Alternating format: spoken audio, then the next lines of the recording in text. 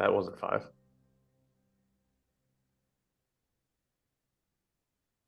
There's also not 5 on the handle. Now there is.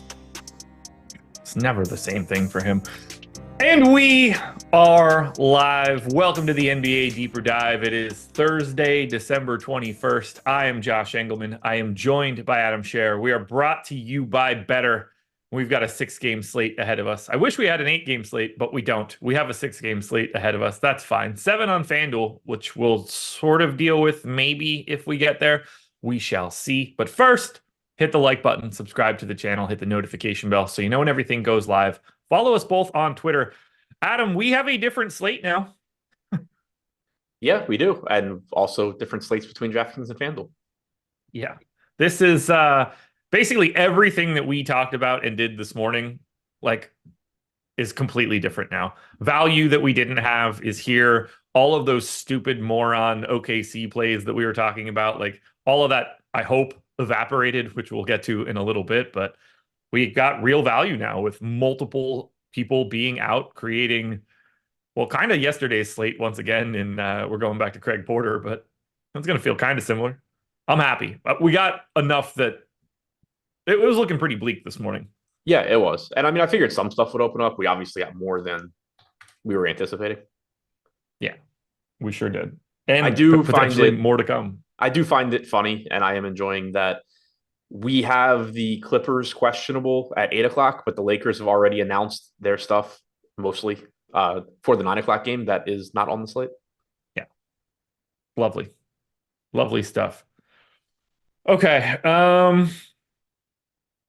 You ready to do this? Yeah. Let's get into it. The Utah Jazz are 2.5-point underdogs in Detroit, 235 total. A little something to do with the fact that this shitty Pistons team are the favorites here. No Jordan Clarkson, Keontae George, Talen Horton-Tucker, or Lauri Markkanen, or Omar Yurtseven, I guess. That's going to change things. So we now have 25% ownership coming into Colin Sexton, to Luka Samanic, and to Walker Kessler. We have 35 coming into Chris Dunn, and about 10 to Kelly Olynyk and to Ochai Agbaji. Let's start with the easiest person to talk about here, which is Colin Sexton. 7,700, point guard, shooting guard, pulling some ownership, and kind of is the only guy that can create offense for this team. Yeah, it becomes really difficult not to like him here. To your point, when you talk about other players that can create offense, you are pretty much left with Chris Dunn and Kelly Olynyk as your other potential playmakers here. So it just becomes more and more difficult for Will Hardy to take Colin Sexton off the floor. Not that he's been doing that recently anyway. Sexton's been playing well. He's been getting a lot of minutes. The ball should be in his hands basically nonstop here. Horton-Tucker not being out there, Markkanen not being out there. 7,700 is an expensive price tag, but I think it's warranted, especially on a shorter slate. 32% ownership, 24% chance of being optimal. It looks good to me. Just finished running a sim with the data we had before the show, and 47% Sexton for me if the slate started right now would be my second highest owned guy on Utah. Okay. Yeah, I have 34%. I'm happy to get to whatever of Colin Sexton because there's just, look, it's a matchup against Detroit, and he has all of the ability in the world to take infinite shots in this one. You said he's your second most exposed guy? Yeah, and I'm rerunning right now because I think I messed something up in my build. But Chris Dunn was my highest. So that's an interesting one for me, and I don't know if we need to just dig into it deeper, if I didn't give him enough usage bump or whatever. 5,800, point guard, small forward, projected for 37% ownership. I went 28 minutes and I got 3%. Maybe that's a minutes thing. Maybe I need to bump him there, and I assumed I would start to like him. He's like a 0.9-ish fantasy point per minute guy, maybe a little bit better when no one else of relevance is on the floor. I don't mind getting to Dunn. I didn't. Yeah, I had 95%. Again, I think I messed something up, not necessarily even related to him, just in general. So that could change, but I understand why I'd be getting a lot. He is projected to be the most popular guy on the team, so it's not like I'm the only one. It's not like I'm doing anything weird in that regard. But point guard, small forward, and 5,800, we obviously have more value now than we did early in the day, but that's still a useful price point. It's useful positions. I have him at 29 minutes, projected for 30 DraftKings points. So pretty much in line with what we have. And yeah, he's just showing up a lot. Again, I don't know if that'll hold, but I'm not upset about it. I expect him to play plenty of minutes. I like that he can just fit into multiple lineups. So like one outside of Sexton, they don't really have anybody that can dribble a basketball other than like No. Don and Olynyk. So those minutes should be there. But then also from a defensive standpoint, he can serve a lot of purposes and find his way in a lot of different lineups. So I do like that aspect as well.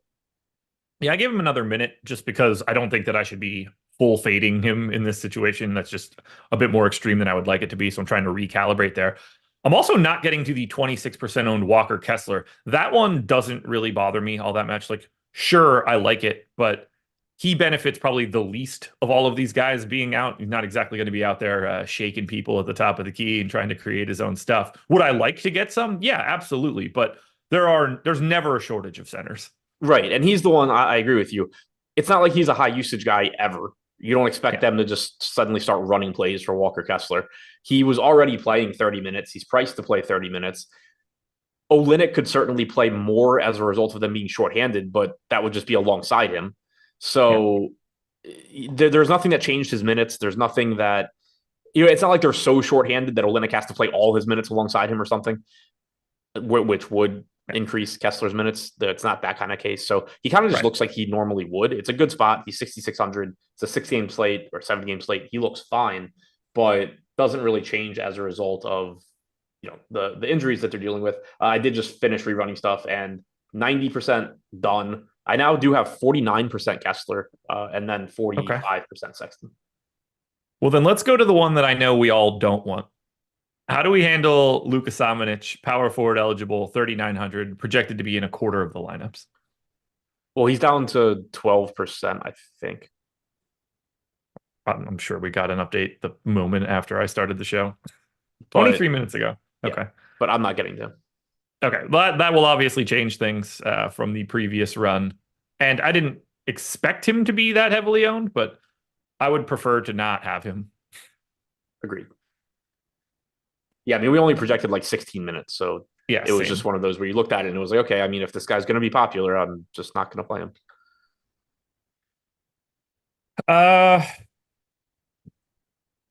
Fontecchio, Akbaji, Olynyk, Collins. What else are we doing here with Utah? Because they are incredibly shorthanded. Yeah, I was getting the small amounts of the rest of those guys. 7% Fontecchio at 6K, pretty much in line with the field. Wasn't getting much of any of the other pieces. I'm just getting a lot of. I'm over the field on Dunn, Kessler, Sexton, and not getting much of anything else. Okay. Why can't I move this window? That's pretty annoying. Who do you think starts? That's what I was kind of trying to figure out, and it's just so hard with this team. Fontecchio, Sexton, Kessler, Collins, and Dunn or Agbaji, but I don't know. Feels like Dunn off the bench makes the most sense. Yeah, I agree. I think he's playing a lot of minutes one way or the other. Agreed. They just don't have anybody else to do the things that they want to do unless they're running like a lot of Kelly Olynyk handoff game. Johnny Juzang, if he's available. Right. Yeah, he's questionable. Yeah. So is there a guy from Utah that's like a straight no to you? Like $7,200 John Collins. That's a pretty tough sell.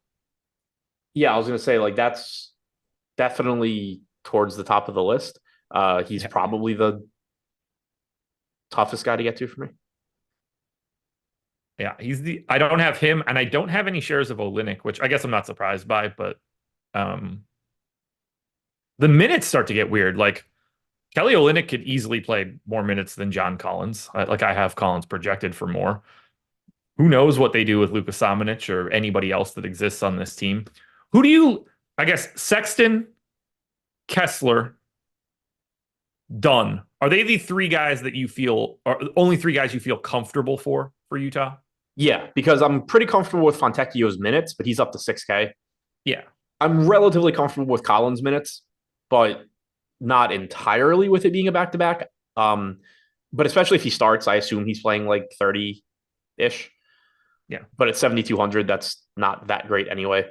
I definitely feel, like I said, the three guys I'm getting to are the same three as the field: Sexton, Kessler, Dunn. They're the three that I feel the most confident in. Dunn, if he does come off the bench, is scary just because it is Utah. They could do a bunch of things, but Yeah. I assume Chris Dunn's playing a lot one way or the other. Yeah. How many minutes are you willing to give Chris Dunn if you know he's not in the starting lineup? Probably like 25, 26. Yeah, that's where it starts to get pretty tricky. Like at that amount of minutes, 42% ownership is probably too big of a number. Right, but I think it comes down to like we have him at 29 Same. or 30 minutes right now. So he's being projected to start right now. Again, Yep. may or may not. My guess, I guess, would be that he actually doesn't, but that's not that is purely a guess. And we're gonna have this by lock, so it doesn't matter. Yeah.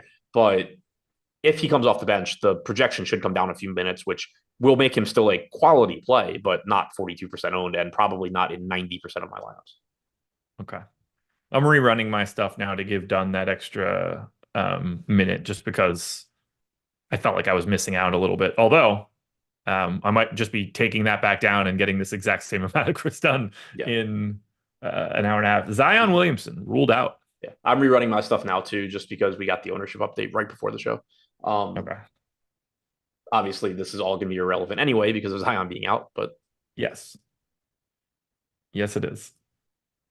And we still have multiple Q tags left to go on this Pels team. So that could get even more extreme, which at this point I kind of want to just sort of like soften some of the ugliness. Like now I kind of just want a little bit more value to not get us to 59% Sam Merrill and 40% Chris Dunn. Like right. I'd rather just clean that up a little bit, which will start to happen now with no Zion. Anything else for Utah that you want to touch on? So rerunning it there, I think we did increase Dunn's ownership. So now I have. Nope, never mind. Still have tons. Everything looks the same for me there. Okay. There's a conversation about Kelly Olynyk in chat. Yeah, Kelly Olynyk, if he actually did play a lot of minutes, is a good point per minute guy. Say whatever you want about him as an NBA player. Good point per minute guy. We've seen him. Like I wasn't joking when I included him as one of the only guys on this team that can dribble and actually. What? Luka got ruled out, which immediately I thought about, but then he's not on this slate. It's tomorrow. Oh, Doncic. Okay. Yeah. There's an actual relevant Luka on the slate. So.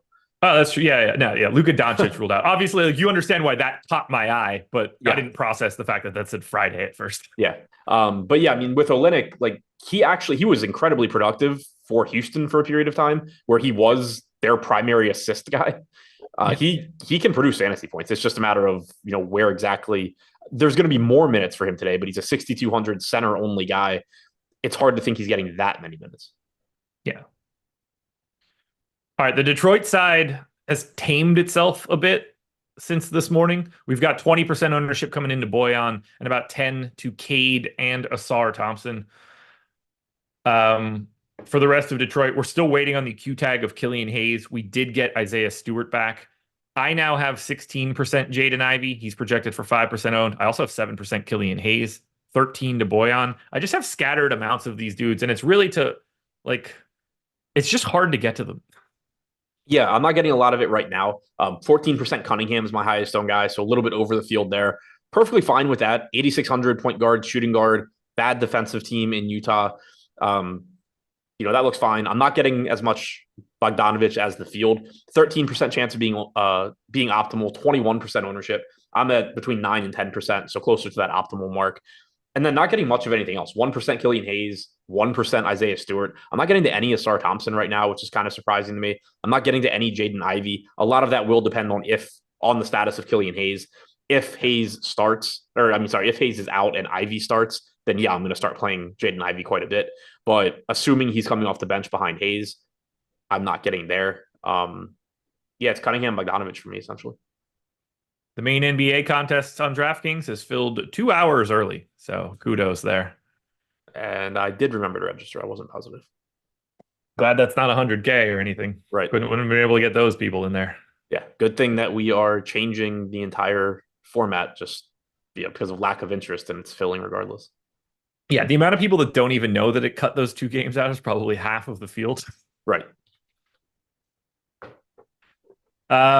Is there anything else we should be touching on here for the Detroit side? Are you like any beef stew as the new starter? Is that appealing because he does power forward, or has he just been so bad that it's not good? Yeah, I mean, he's still not showing up for me. 3% owned. I have 1%. Okay. Yeah, I don't.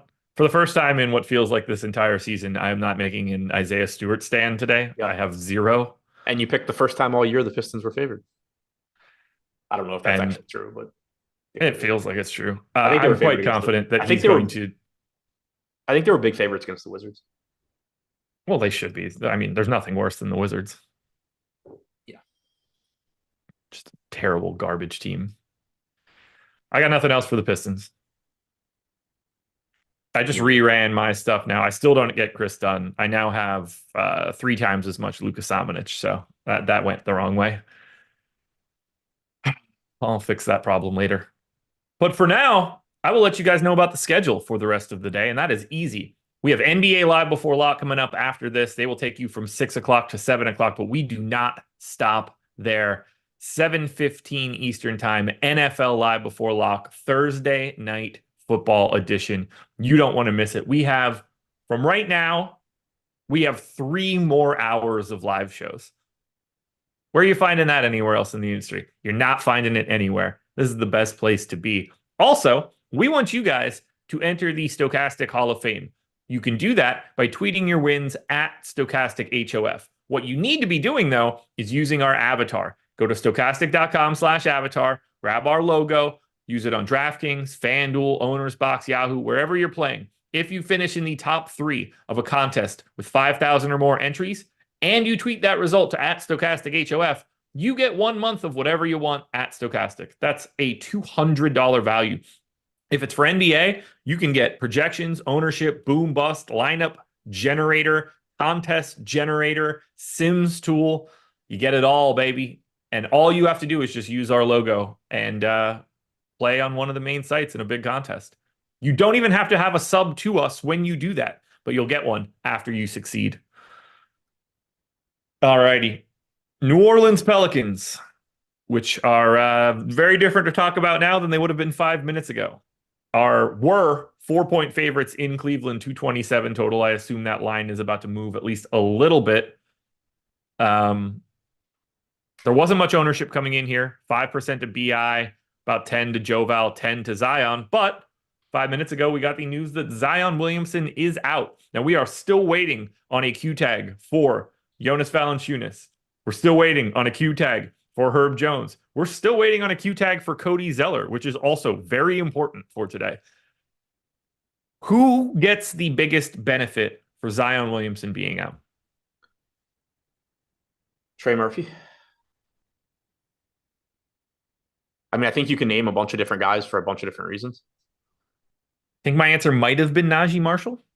I think that's a very reasonable one, and I think he's going to become very popular now at 4,100. I will say, so in the last game that Zion missed against Washington, Najee played 27 and a half minutes. It was kind of true. You had Herb Jones foul trouble in the first half that got Najee another probably like 7 or 8 minutes. You also had Herb Jones not play at all in the fourth quarter of that game. He only played 20 minutes total.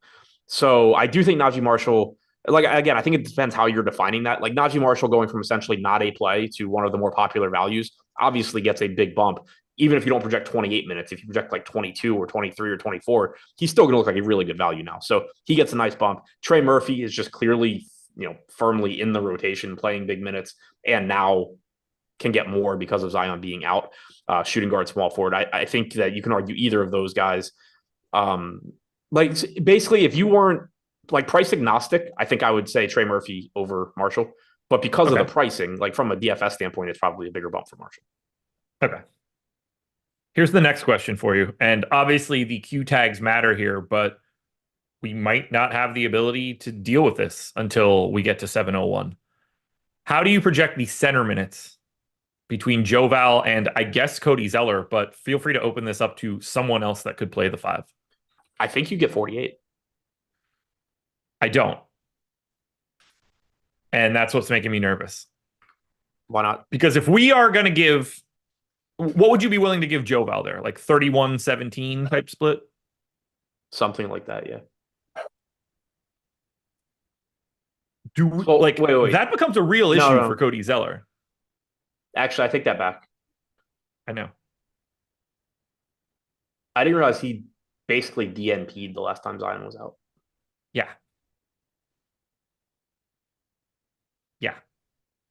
You got that Jeremiah Robinson Earl just lurking in the background to screw some stupid stuff up. But yeah, last time that Zion was out, December 13th, we got 32 and a half minutes out of Joval and 5 out of Cody Zeller, plus another it was 2.5 out of Jeremiah Robinson Earl. Both of them, it was garbage time. They were not, neither of those guys were in the rotation last time. Right.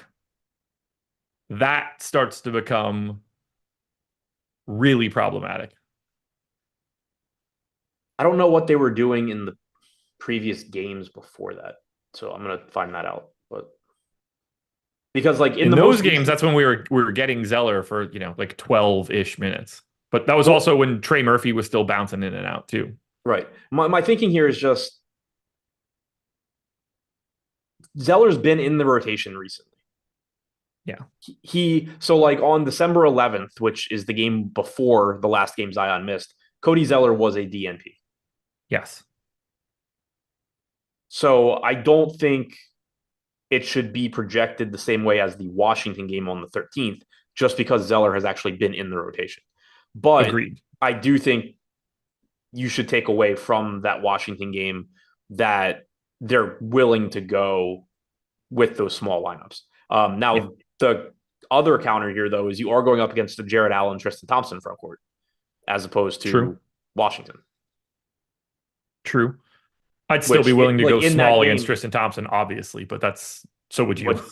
I said I'm still willing to go small against Tristan Thompson, but like that's besides the point. Right. Like it's still a different matchup than in that Washington game. The backup center was essentially Gallinari. Yeah. Which is essentially Najee Marshall. Right.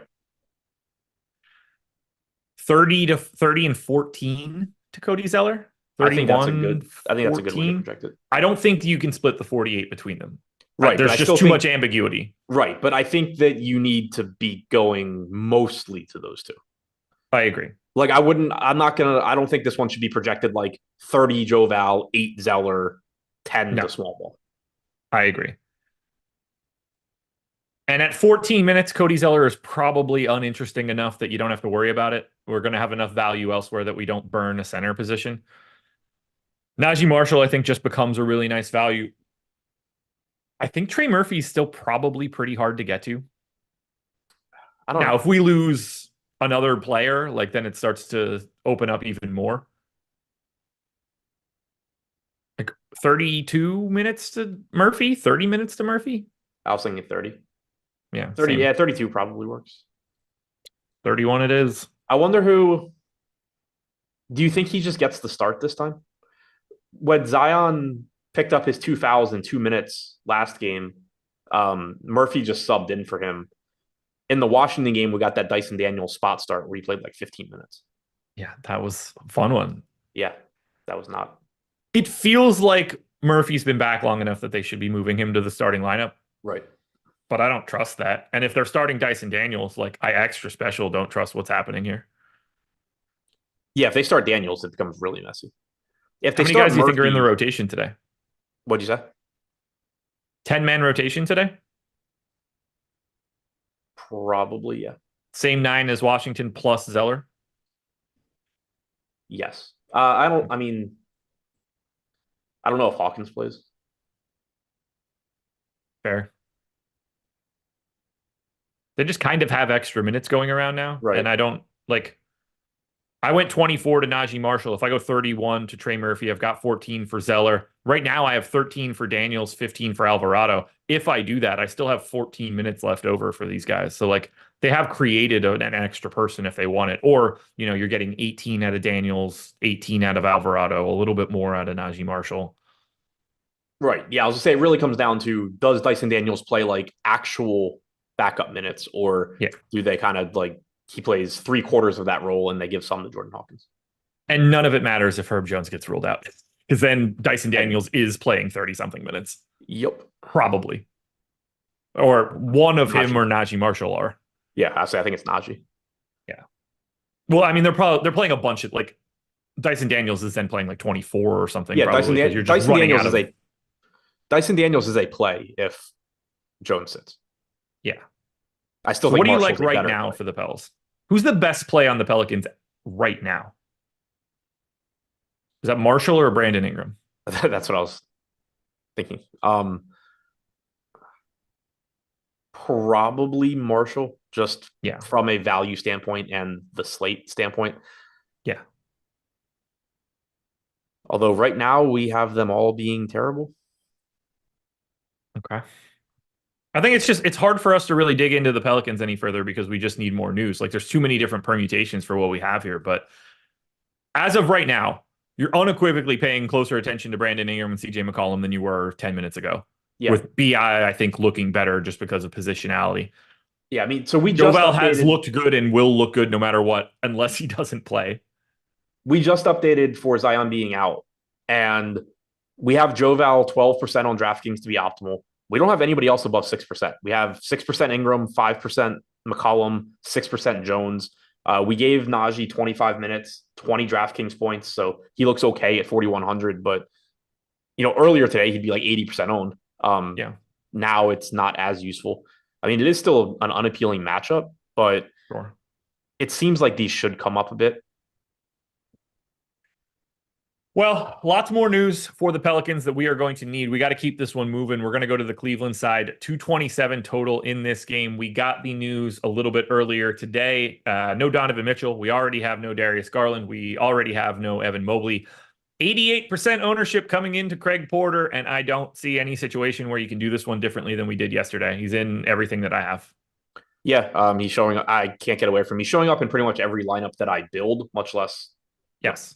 So yeah, I'm getting a lot of him. Only played like 25 minutes yesterday, but price tag didn't adjust enough for me to not want to get there today. They are very short on ball handlers, shot creators, playmakers. Craig Porter Jr. is one of the only guys that can do that, pretty much along with Karis LeVert. Those are your two, basically. Yeah. I have a very difficult time getting away from Porter. I'm getting a lot of Merrill also, but if you told me I can only play one of Porter or Merrill, I'm getting away from Merrill before I get away from Porter. I don't think that you can get Porter is unavoidable today. Right. And if you thought it was unavoidable yesterday, cut the games in half, Exactly. I am not getting Merrill. 59% owned. I have 16%. We'll see what's actually causing Samanic was helping, but I'm not upset about that.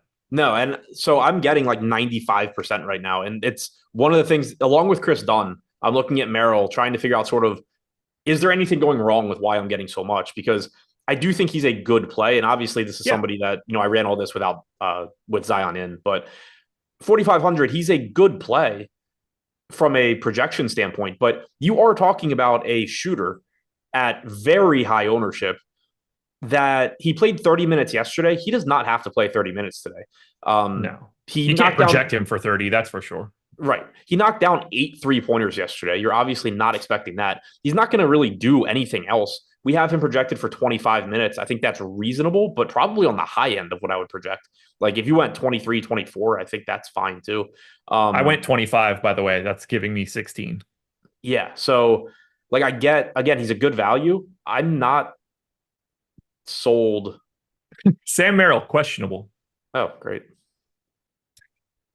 I don't want that. I want him to play and be 60% owned and not have it. Right. Or I want him, I guess, at this point to play and make 8 threes. Yeah. So LeVert, because he's only 11. Go ahead. He's the exact type of guy that when he's really popular, you should be trying to find alternatives. Yes. I don't know. Can Karis LeVert be that alternative today? He's not pulling that much ownership. And with Merrill in, I have very little interest because I don't think he's playing more than 28 minutes.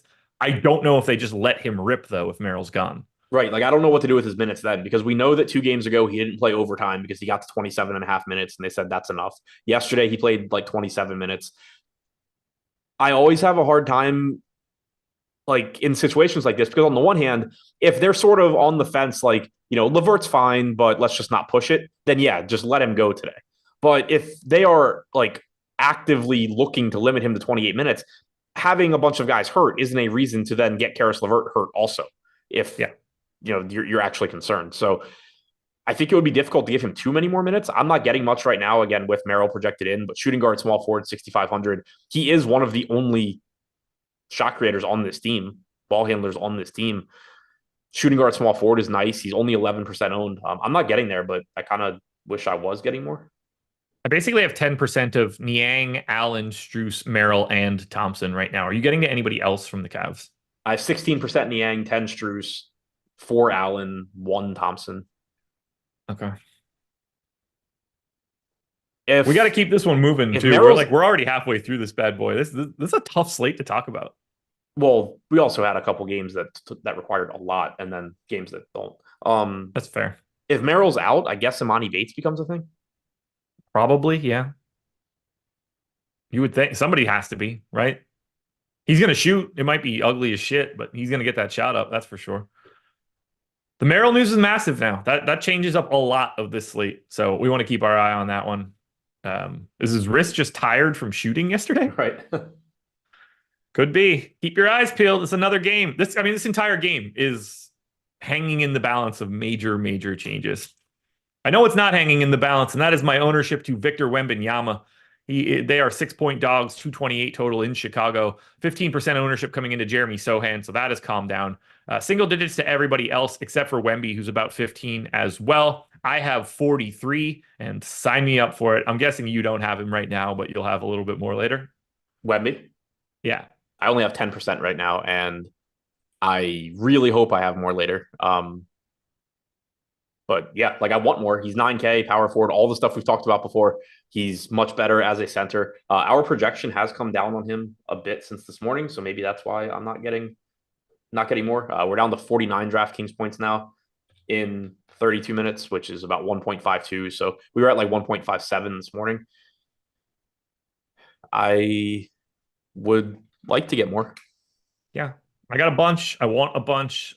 I think he looks fantastic here against Chicago. Give me every bit of Wemby I can get. Are you getting to the rest of San Antonio? I have a couple of these guys, but they're all in like 5% of lineups. I will be getting to more Wemby, most likely. Okay. As far as the rest of this team, Sohan, 14% is my highest owned guy here. He was my highest owned guy this morning, but it was a much larger number. So pretty much in line with the field there. Getting 11% Branham. Other than that, small amount of Vassell, small amount of Keldon Johnson.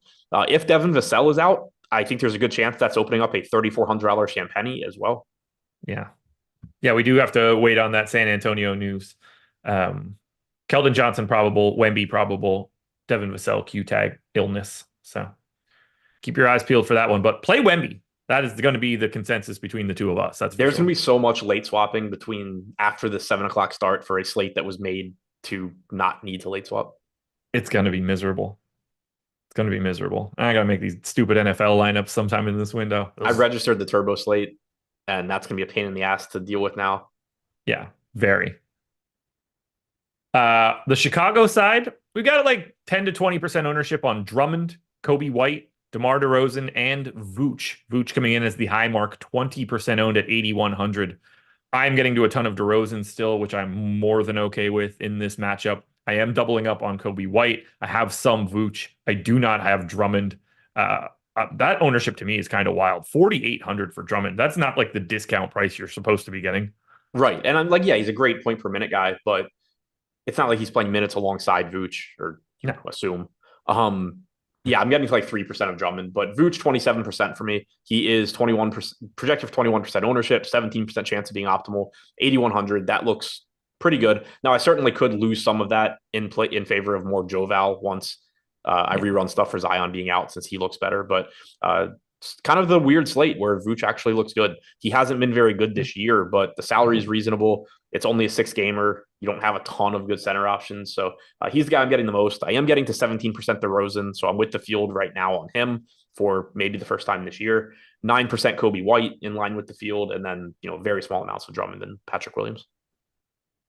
And we're not really waiting on anything here for the Chicago side, so they are pretty easy to talk about. Oddly enough, Alex Caruso just playing today, somehow not on the injury report at all. So until 3 minutes into the game. Yeah, he's going to go to the locker room pretty quickly. But this one in Chicago, they could swap him out for Alex Baker if they need to. Yeah. I don't know if Alex is around. Anything else for the Bulls? No. Alrighty, hit that like button, folks.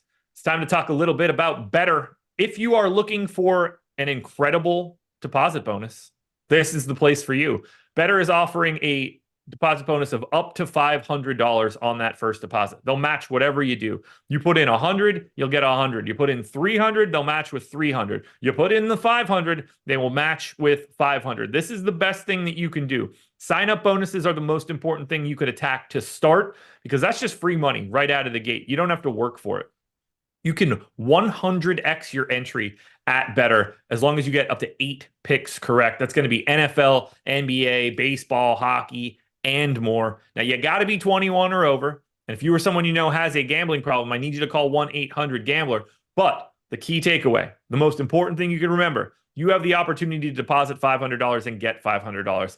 So that's something that OddsShopper could help you out with. If you're looking for additional plays, we take a market-based approach to beating the books. Sign up at oddshopper.com. Might have a little bit of a Christmas special going on as well. But if you need more plays on the pick'em sites or on the sports betting streets, that's what you're looking for. The Indiana Pacers, 2.5-point dogs in Memphis, 247 total. As I look at the Indiana Pacers injury report right now, mild change today. Andrew Nembhard now questionable. Jalen Smith questionable. Miles Turner also questionable. This is just a disaster again. So no one is owned on Indy right now. 1% across the board to everybody. I think it's pretty hard to get to Halliburton no matter what happens here. But, if Miles Turner sits, we have to start paying attention to what's going on here in Indy. Yeah, that's obviously really big news. If he is in, nothing here really matters too much. I'm not getting to any of them right now. The highest projected guy on this team on DraftKings is Bruce Brown at 1% ownership. I'm just not getting to any of it. On FanDuel, there's 9% ownership coming into Turner, 8 to Hield. Other than that, nobody really getting to anybody. But if Turner is out, and one of Smith, if he's in, or Isaiah Jackson starts, Isaiah Jackson is 6,700. So he would be pretty tough to get to anyway. Playable, I guess, on a 6-gamer, especially if Jalen Smith were also out, but tough to get to. If you were to get a Jalen Smith start, though, at 4,900, you would look really good. So who do you think starts? Let's say Turner's out. They went to Smith first yesterday. I don't know if that matters. I think Jackson. Yeah, so do I. Which would be if Turner is out, Smith is in, and Jackson starts, I still kind of don't care at all about this team. Same. Because best case scenario, you're doing 26-22 if you want to get really optimistic for Jalen Smith, and he's just going to look fine. Right, and give no minutes at the 5 to top in. Right. The problem that I have is Jalen Smith missed so much time. Did they play him 8 minutes yesterday as an actual minutes restriction? Maybe. That was a pretty ugly looking injury when it happened. It's a lower body injury, so he clearly wasn't running. Well, and he played well, at least from a stats standpoint.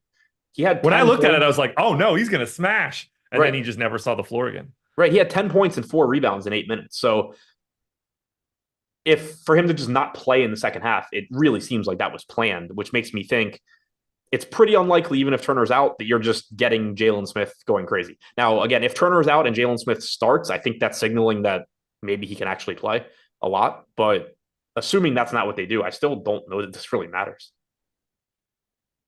Well, the other side matters. 20% ownership coming into Ja Morant, 25 to Vince Williams, around 10 to Jaren Jackson, 5 to 10 on Desmond Bane and Bismack Biyombo. Tillman now 0% owned, Biyombo 7. I have 13 of Biyombo, 13 of Bane, 20 of Morant, which is kind of a heartbreaker to me, but 25 for Jaren Jackson Jr. now, somebody that I didn't have earlier, 7,900 power forward center. And I'm not getting 900% of Vince Williams anymore, still just right around the field. The Memphis side of this one looks great because Indiana Pacers are second in pace and dead last in defensive rating. Yeah, Ja Morant is my highest owned guy here, 47% for me right now on DraftKings. Love getting to that. 9,500, played 35 minutes last game. Great matchup. Now, again, maybe this comes down a little bit as I get more Wemby, as I get to more Brandon Ingram and McCollum potentially. But clearly, to me, it looks like one of the better pay-up options on the slate, one of the better plays in general on the slate. Very, very happy to get there. I am getting to about 30% of Vince Williams now, so I'm pretty much in line with the field, slightly over. Just a $5,200 small forward, but again, that can go away a little bit as I play more Najee Marshall or Trey Murphy. Jaren Jackson showing up 13% for me, so right around the field there. Small amount of Bain, small amount of Biombo. I'm pretty much around the field on Memphis with the exception of being 2x, over 2x on Morant. Trying to take a look at something here. Might have went too far. Yeah. Okay. As I expected. I wanted more Ja. I don't know where that's going. I'm anxious to see if I just have it on somebody else that I didn't really realize was going to happen, but I don't know. I like getting to a bunch of Memphis. The game environment doesn't get better than this. Yeah. It is as good as it gets. Gray Hair Gaming in the chat said Rick was going to let him play longer and he probably would have got a second rotation if it wasn't a blowout. Generally, you don't just sit the entire second half because of the score. Yeah. It also wasn't a blowout when Isaiah Jackson came in. They were up 9. Yeah. Sorry, 11. I did bad math there, but yeah, no. I mean, if they want to get him a couple extra minutes, then play him in the blowout. Right. Yeah. I mean, it actually would not have been surprising to see them take the Wendell Carter approach where it's like, no, we need to get this guy to 24 minutes tonight. Yeah. Yeah, I don't trust anything they're doing there. Anything else from Memphis? No. All right, final thing that I got to talk to you guys about before we finish off these final 2 games on the DraftKings side, and it's the most important thing that I could tell you. It is the holiday season, and we have a gift for you in the form of a promo. The promo code is HOLIDAY, HOLIDAY. If you want to sign up at Stokastic, now is the time to do it. This promo will end the day after Christmas. That is December 26th. You guys, as long as you click the link or use the promo code, anything we have, any package at Stokastic, weekly, monthly, whatever you're looking for, 25% off using that promo code. There will be links in chat or the description, but if you don't see the package you're looking for, whatever you want is 25% off as long as you enter the promo code HOLIDAY when you check out. This is the perfect opportunity to come check out what we have behind the paywall for projections and ownership and Sims tools, all of that good stuff. Our premium Discord.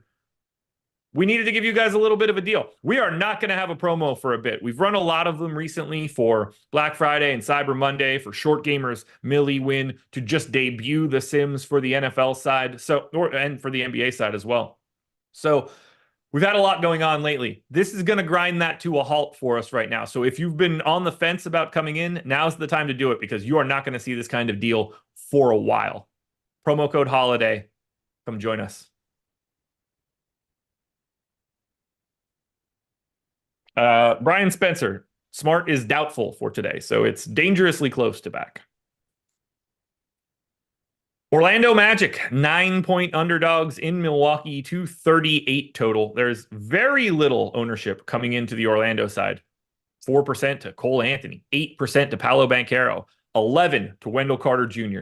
You best believe I'm running this one back. 36% of Wendell Carter Jr., a much more manageable amount that will not submarine me when it goes bad, but I can't skip it. Even at 25 minutes, like I'm still getting him and I'm okay with it. Yeah, I have 20% right now. So again, much more manageable route. I'm not overriding and adjusting his minutes like I did last night.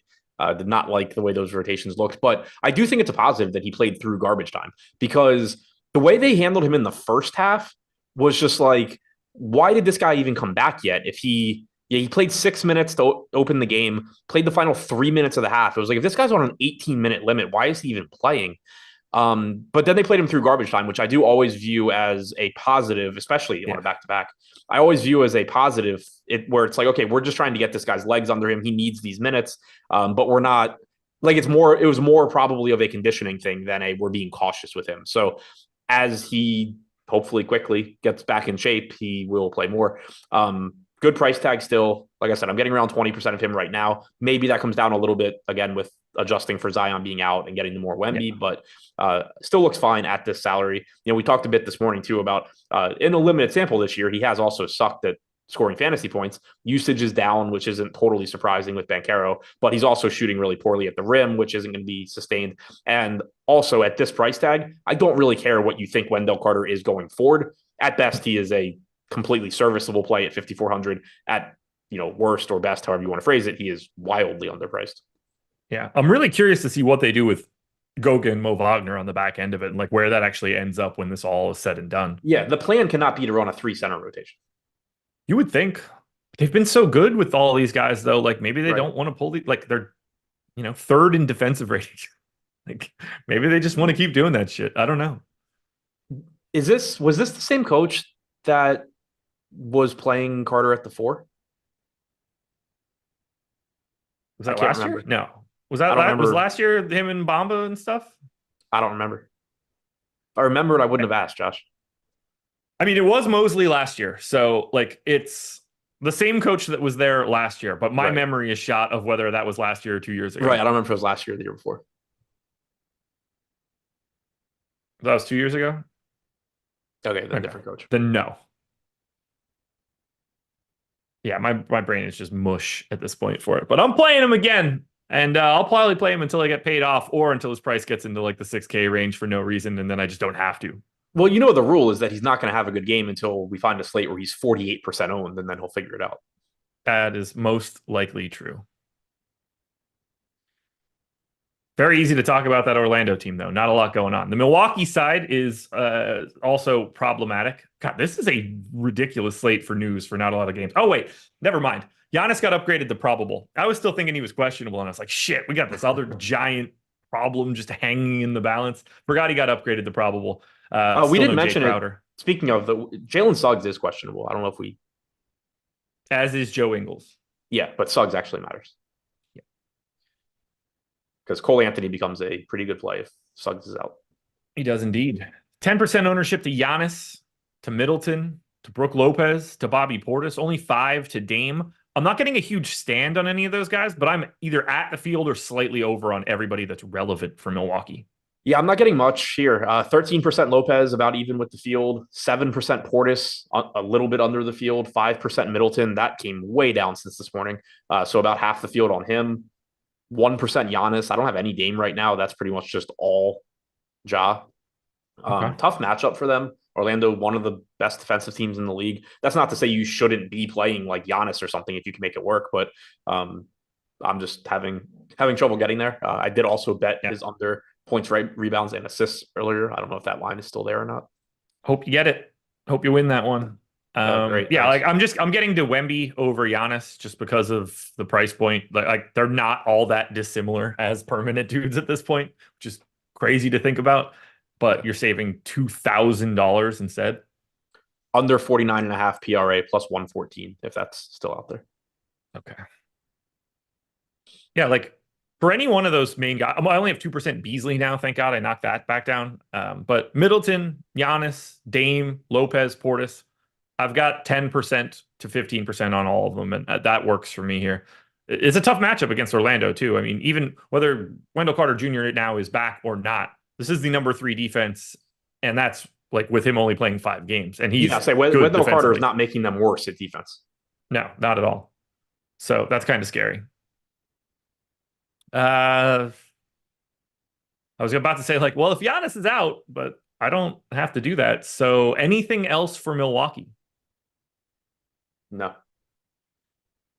When we close it out with an even more ridiculous thing to talk about right now, that would be the LA Clippers on the road in Oklahoma City, 236 total, taking on the Thunder. Now, for the Clippers, a little bit of complicating factor here. Q tag on Paul George and Q tag on Kawhi Leonard. Both of those things are incredibly important. If you don't get either one of them, sign me up for all of the James Harden and probably a decent chunk of Russell Westbrook and Norm Powell. But as we look at this right now, if they're in, I don't really want any of these guys. Yeah, if they're in, I don't have a single player here. If they're in, they look like the Pacers, where I just can't get to it. The pricing's a little bit better on FanDuel, where they're at least, like kind of 5% owned guys, I think. But on DraftKings, I just don't know how you do it. 9,200 to Kawhi, 88 to George, 93 to Harden. If they're all in, it's really tough. Kawhi leading the way at 3.5% ownership on DraftKings with everybody projected in. I don't have any of it. If one of them is out, then they start to look marginally better. Like if Paul George is out, Kawhi looks a little bit better, Harden looks a little bit better. Maybe I start getting a little bit of them. I think you really need them both out for this to actually be an interesting team where, like, yeah, I would like to play some $9,300 James Harden with no Kawhi or Paul George. That seems nice in OKC. Also, probably doesn't hurt. Yeah. Like I would like that. 6K Norm Powell in that instance starts to look good. But this team has gotten real expensive real quick. Let's say for 1 second that Kawhi Leonard and Paul George are both out. How many minutes can we project to Russell Westbrook? Yeah, I agree with that, Sigh. Yeah. 28. Yeah, probably. That just kind of that's not based like I'm not looking at anything. That's just sort of like feels like a good answer. Probably don't have to worry about him at that point with any sort of like he doesn't become interesting enough then. He becomes scary. Yes. Scary, yes. Like you like there's just that chance. Again, back to OKC. Right. Um yeah, if the Clippers have any sense of humor, they just let this be the Harden Westbrook show. Yeah, it would be really funny. Paul George too, I guess. True. But I don't think he has the same sort of esteem in Oklahoma City that those two guys have. What's Ibaka up to? Just doing this cooking show or whatever, probably. Yeah. with Park around. Right. Nick Collison in. Like 7,200 Westbrook, if they're both out, at least becomes enticing in that we know he can just go triple-double on demand. He's not going to be efficient, but yeah, they might get beat by 20 when he does it. But yeah, give him the minutes and he'll go do it. But at that price, like it is still risky to get to him. It's like a good price if they're both out, where you're terrified if you have him and you are pretty scared if you don't also. Who's more popular, James Harden or Norm Powell, if they're both out?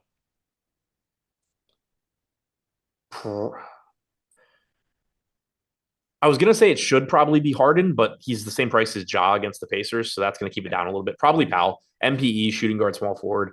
He wasn't that popular last night, though. But if they're both out, he probably starts. I think he has to start if they're both out. Well, he doesn't have to because they could go Westbrook and Coffee. Yeah, I think they would probably keep Westbrook off the bench still. I think so too. And then he would just get free reign of the 14 minutes that like Harden's not on the floor and then overlap for whatever. Yep. Coffee, 4,600, probably too expensive now to like be happy about it. I mean, I thought he was too expensive at 39 last night. So yeah, but still, assuming he starts with one of these guys out, you're projecting him for enough minutes that like you talk about it, but he is dreadful on a per minute basis. Yeah. Yeah, I mean, 4,600 is still just, it would be tough to get to, especially because you already have, you have Najee. With as many questionable guys as we have, I assume we're getting some other value somewhere. Yeah, Josh Gillum said Coffee played 38 minutes. I'm well aware because I needed Zubats to play in the fourth quarter. Coffee picked up his fifth foul. Clippers call timeout. I'm like, all right, cool, here we go. He doesn't come back. They leave Coffee in. He's guarding Luka with 5 fouls and just not fouling. Like, this sucks. 38 minutes of Amir Coffee is still like a 25-point fantasy projection. Right. I don't have much else here for the Clips. Like, obviously that news, like every other game, is just hanging in the balance to change the entire slate. And then we get to OKC. Final team to talk about. 10 to 15% ownership on Kenrich Williams, Shea, Dort, Giddey, Jalen Williams, Isaiah Joe, Chet Holmgren. I'm still getting Case and Wallace. I have 37% Isaiah Joe right now. Bring on the value. I hope maybe New Orleans will unlock a little bit of this. I need to get the hell away from this Oklahoma City Thunder team. Yeah, Isaiah Joe showing up for me now, 4,100 shooting guard, small forward in 26% of the lineups that I built at the beginning of the show. Makes me think I'm going to be getting some Najee Marshall because he's going to look better than Isaiah Joe, I think. Yeah. 19% Chet, I'm certainly happy with, right around the field there at 7,400. I like that one. 13% Jalen Williams, right around the field. Not getting much of anything else. Only 6% Dort, so again, right with the field. 3% SGA. I love getting the SGA when I can, but if he's going to get 12% ownership and Ja's only going to be 20, just give me more Ja against Indiana. I'm perfectly fine with that at a cheaper price tag. Are you getting Kenrich or Case and Wallace or any of those guys? No. I have 19% of Jalen Williams and 11% of Jalen Williams. Yeah, no, the only fake player I'm getting is Isaiah Joe. Okay. I need that shit to go away. Thank God this is an 8 o'clock start, because if this was a 7 o'clock start, I would have to think long and hard about how I want to project this Oh yeah, Oklahoma City guy. But now, like, there's enough stuff going on that this is just like opening me up for easier swaps later. So I right. don't care too much. But Yeah, if I'll this say was that 7, is I'd be like, oh, I'm going to cut all these minutes and not let this happen. yeah. That's the nice thing. The Utah Detroit game, there's plays, but it's pretty much like you're gonna feel pretty good about Sexton, Kessler, whoever else we were playing. Yeah, Yeah, I mean, I guess Dunn is one where like if I have 75% Dunn, there's a good chance I'm gonna wish I didn't have that later. But probably. um, for the most part, the plays in that game are kind of just like, yeah, they're solid plays, not like questionable value shit. Anything else you want to touch on here for the Oklahoma City Thunder? Nope. Do you like this slate? Because I do. I just hate the news. I do. I'm gonna.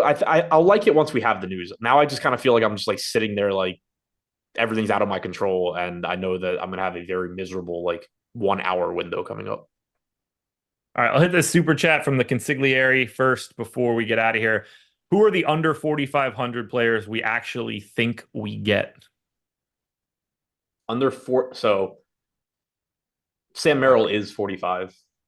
Isaiah Joe, Luka Samanic. You think you actually get those guys? I don't know. I think I get Najee. Yeah, Najee for sure. I mean, I don't hate Tristan Thompson for 3,800 today. Yeah. Like, it does not take much for Jared Allen to only have to to just be in a little bit of foul trouble and play 28 minutes. Yep. That can happen. It's not fun. Under 45, yeah. So that cuts off Merrill. Niang at 4,400 is totally reasonable today. It's Najee Marshall as the number one dude, though, right? I think so. Yeah, because like I was just looking at who I had in the lineups I made at the start of the show, and again, Merrill at 4,500. We already had that whole conversation of I have a ton. I kind of wish I didn't. But then like Isaiah Joe 4,100 was my next guy. I assume a lot of that is just going to be Najee for me. Well, there you go, folks. NBA Live Before Lock is going to take you up till 7 o'clock and deal with whatever news we get over the next hour. Good luck, everybody. Shout out to Better for being the sponsor. Don't forget that holiday promo code. We'll talk to you later.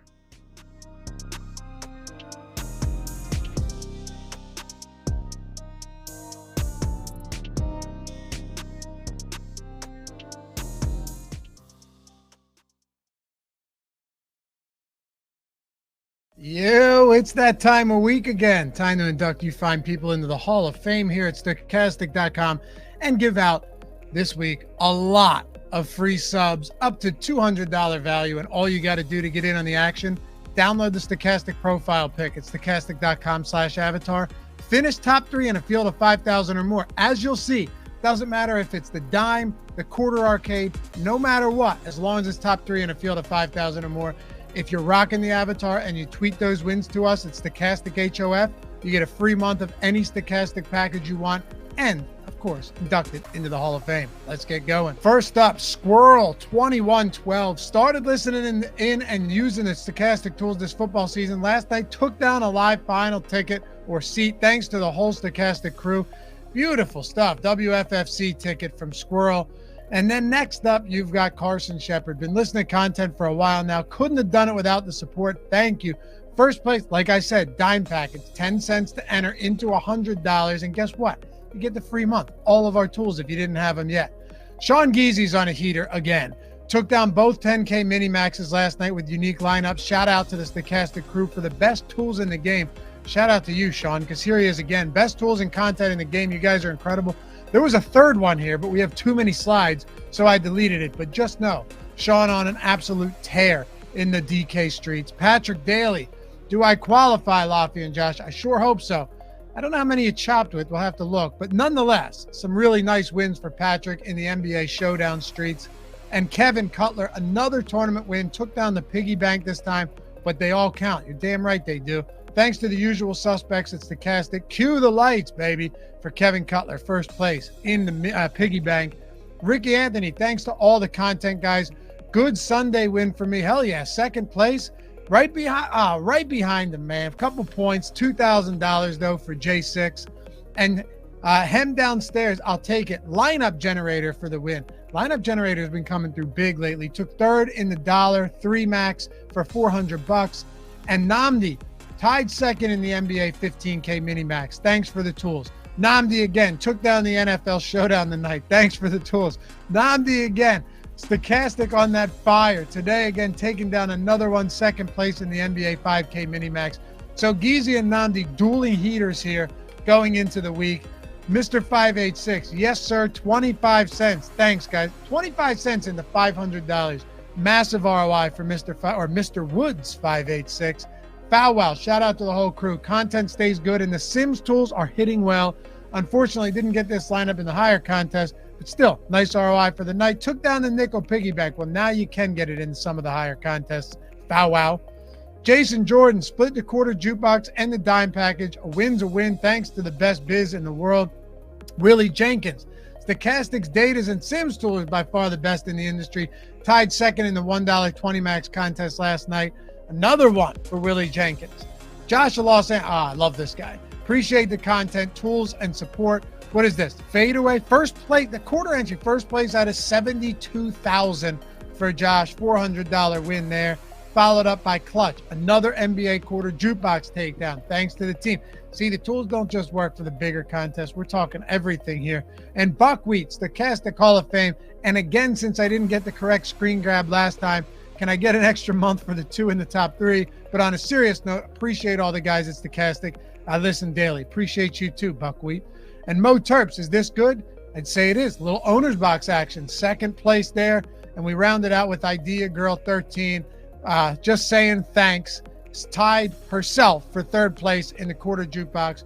Remember, guys, download the Stochastic avatar at stochastic.com/avatar. Tweet those wins. Stochastic HOF. Get a free month. $200 value. Get inducted into the Hall of Fame. And we'll see you back here next week for another edition.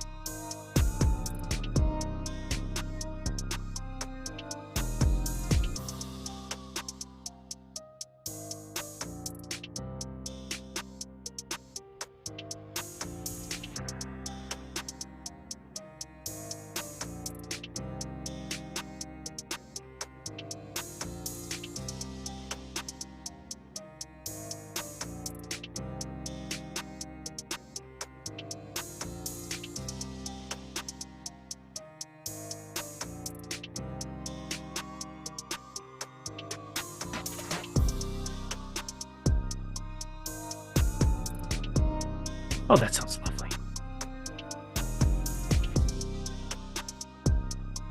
What is going on, everybody? Welcome to NBA Live Before Lock here, presented by I always guess which shoulder incorrectly. I'm Eric Lindquist, excited to be talking through this 6-game, yes, 6-game NBA slate, depending on where you're looking. 8 games some other places, but very excited to break it all down for you. Hit that like button, subscribe button, notification bell as we get started. I'm excited because these Thursdays, sometimes, well, Monday through Wednesday, I take the abuse of one Greg Ehrenberg. I get a loving, nurturing, kind-hearted, interesting, extremely successful soul in Matt Belamn. Somebody who is not fake. Somebody who doesn't pretend to be my friend and then put me down repeatedly. Instead, Matthew Belamn is here to build me up, make me feel a little bit better about myself, and help you win some damn money. Go follow him at Fantasy Tips Matt. He just got back from Zona. How you doing, my dude? I'm good, man. Really happy to be on here. I will say I'm a little bit uncomfortable being in the middle of you and Greg's love squabble. Well, he sucks, so it's fine. No, I'm just playing. I'm good, man. Haven't been on here in a minute. Happy to be back on here with you. I feel like me and you haven't done a video in a hot minute. Is my sound going on? Oh, I had NBA League Pass going. I was watching some stuff from last night just to get some context. Couple of back-to-backs that are going on here. No big deal. Putting in the work for you. That's what it comes down to. But anyway, tell the people, Arizona, how was it? What were you there for, in case people don't know? Because you're kind of good at the DFS thing. I was there for the Fantasy Football World Championship. I had 2 tickets. I did not do that well, relatively speaking. Obviously, just making it, you get a nice payday, but didn't do much while I was out there with the tickets. The trip was still fun, though.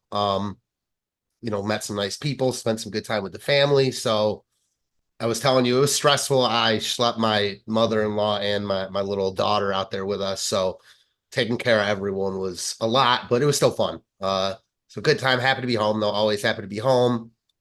Yeah, man, I'm hyped to talk this slate with you because this is like the most NBA slate I feel like we've had in a while. Well, and we're coming off of a day where the chalk did not fail, and now the chalk is the same chalk that it was before. I suppose we've got the Sam Merrill news where he's questionable now with the right wrist. We'll have to figure out exactly what we're doing there. But looking at this 6-gamer on DK, that's obviously more condensed, 1 hour, and then you'll be able to build NFL lineups. It works out well for me in that nature. But I am just having a tough time getting away from the chalk here at the top. It looks pretty good, doesn't it? Yeah, it looks really good. One guy I want to talk about, though, just as a slate starter, because, we can kind of talk about whatever we want on this show. I missed that. That was the show I did with Ryan once upon a time. Oh, well, it's nice to bring back these good memories, at least. Oh, those are good. All right, so Craig Porter Jr., he looks like the best value play on the slate. Yep. I will say, though, there are so many good plays on this slate now. I don't think in a tournament you're crazy not to play him. I actually think even though it's a smaller slate, he was a better play last night just because of the amount of value there was. Let's say we get Kawhi and Paul George out. You've already got Ja Morant. You've got Colin Sexton. You then have James Harden. You've got Shea. I think there are worlds, even if Porter does really well at 4,900, 4,700, where you can get away from him. I think about the other night. Zach Collins was a must play. You played him. I played him in, I think I played 3 lineups that night, and he did really well. But Whistles Go Woo won the 5-5-5 or whatever it was that night without Zach Collins in that lineup. I'm sure he played a lot of Zach Collins, but he played Joe Val, who also smashed and got a little different elsewhere and played Mamu in the utility spot. So that's not optimal, but I don't think you're absolutely crazy on this slate to not play Porter, knowing that he's the best dollar per dollar projected guy on the slate. What do you think about that? A couple of things. One, I think what's really important is context for what happened last night and why it is that he didn't go for 30 plus. It was Sam Merrill going out, knocking down every shot and ending up in the closing lineup. If you go to the game flow, I go to popcornmachine.net.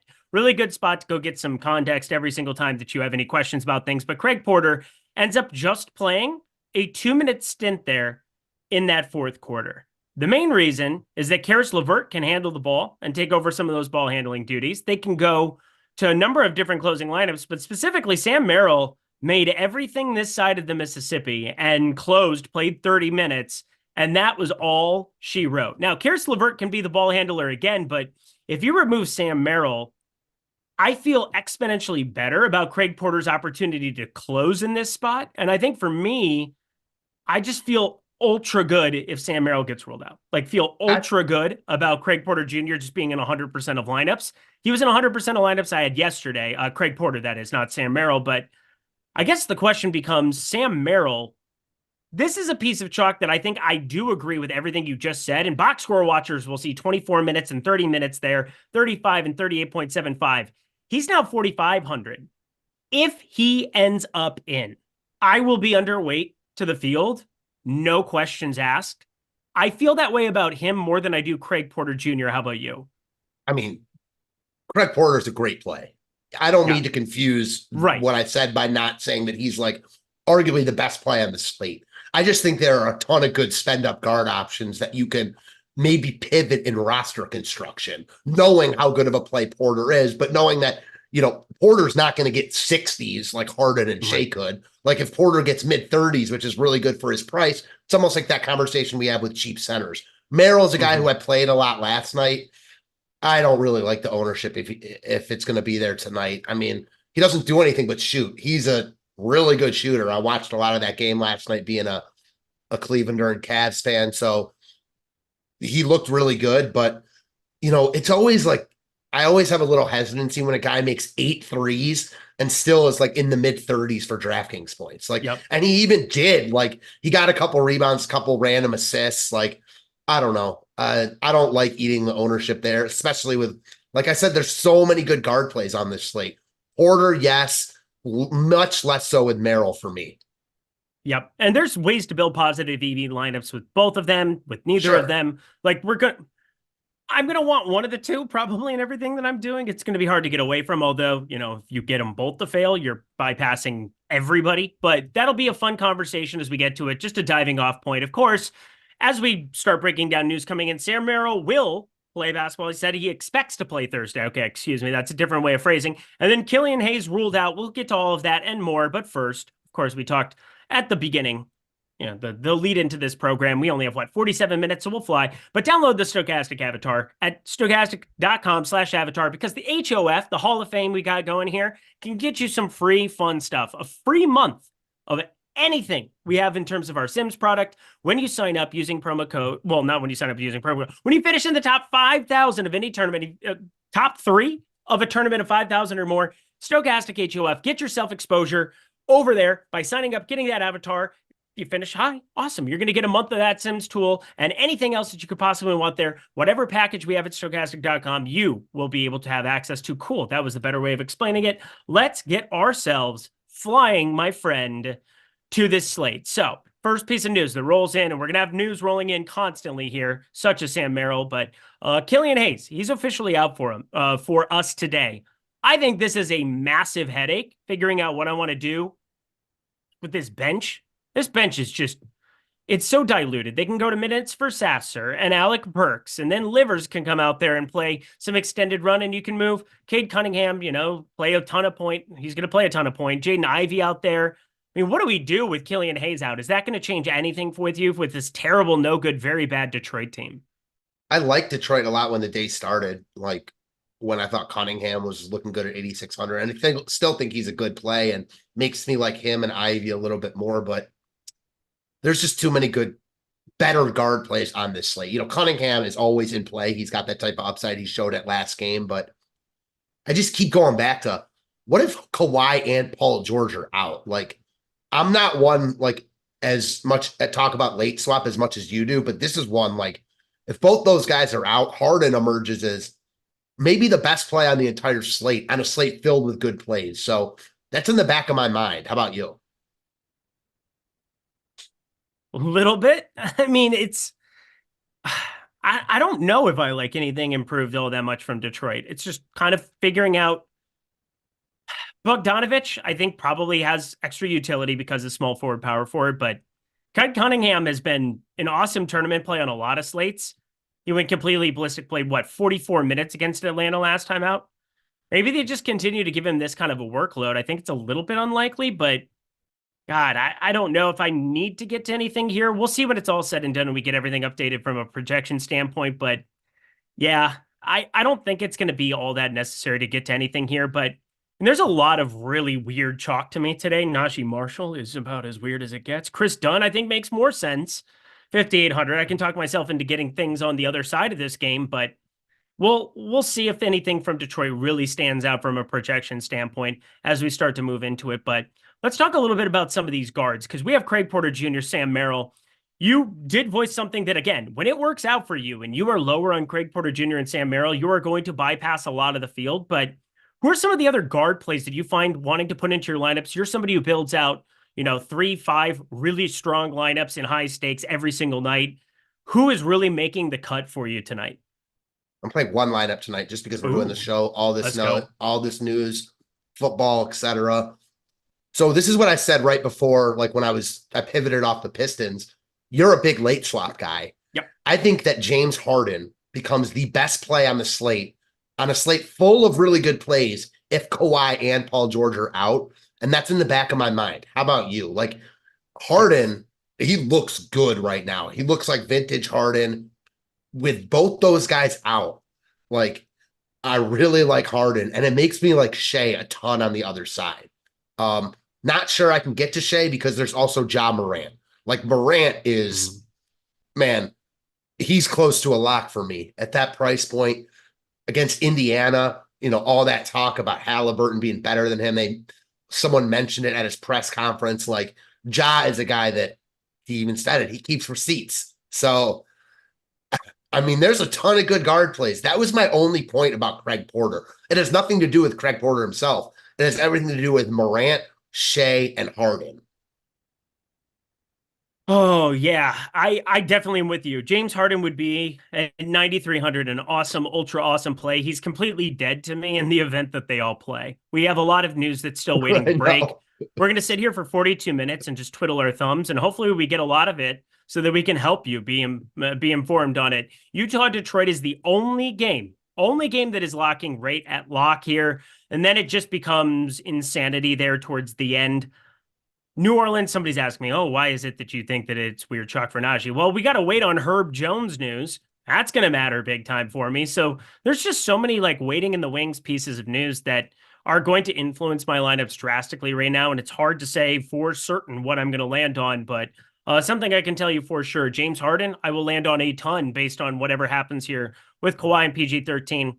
What else from the Clippers rotation really stands out to you? Because I thought Norman Powell was a smash play yesterday at 14%. He played 31 minutes, pretty serviceable, 3 for 6 from 3, 21 points, 3 rebounds, 2 assists. The Amir Coffey thing could not possibly have gone worse for me, where he plays 39 minutes and puts up 24 at 3,900, ended up having actual utility there at that spot. You didn't need him by any means, but thought that was a weaker play purely because of his fantasy point per minute rate being around 0.5 for the season. No, it's a different set of circumstances when you don't have one of those big three out there, but what else would stand out to you based on this Clippers news where let's just theorize and say that both Paul George and Kawhi are out for today? What does that look like for you? Harden would be a lock, so I don't think we're going to get that news, and he's not going to be high owned because guard spots are at a premium. That's why before we talked about like Cade Cunningham, yeah, I like Cade, but I like Morant, Shea, and Harden potentially much more. Other guys from the Clippers, like I'm not a huge Norm Powell guy. He's definitely in play on this slate if those guys are out just because of the fact that we don't have a ton of value. Not a must, though, because we've gotten more value throughout the day. So Harden's the lock. Russell Westbrook is the question mark. Like, probably don't play him in one lineup, but I know they mentioned on the past show if there was ever a time for them to just let Harden and Westbrook do their thing in OKC. They're playing really good ball right now. Can't project him for a ton of minutes, so I won't get there, but he's in the back of my mind as well. But man, Harden, I don't know what to do right now, whether to wait out, because I like the Utah guards, and we talked about the Detroit guards and Morant. Like, what about Colin Sexton? How high on the priority list is he for you? Yeah, I think that's another good conversation, but it's the only game that locks there. We then have half an hour till the New Orleans Cleveland news, which I'm assuming we get when we're on this show. Maybe not. Maybe it will be in that intermediate spot, but Chris Dunn, he's going to be in lineups. Colin Sexton is really going to be in lineups for me. He's my highest owned guy from that game in general.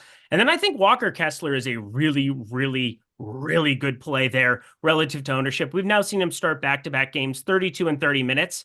I think there could be an extra, that game got a little bit wonky towards the end there with Cleveland. Missed out on maybe 2-3 minutes towards the end of that game. 32 minutes of Walker.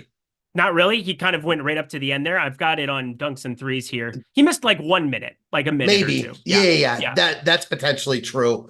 I guess my question to you, I like him a lot also. Like, do you think he gets maybe a couple extra more minutes here? It's a matchup he should just smash in, right? Like this I agree.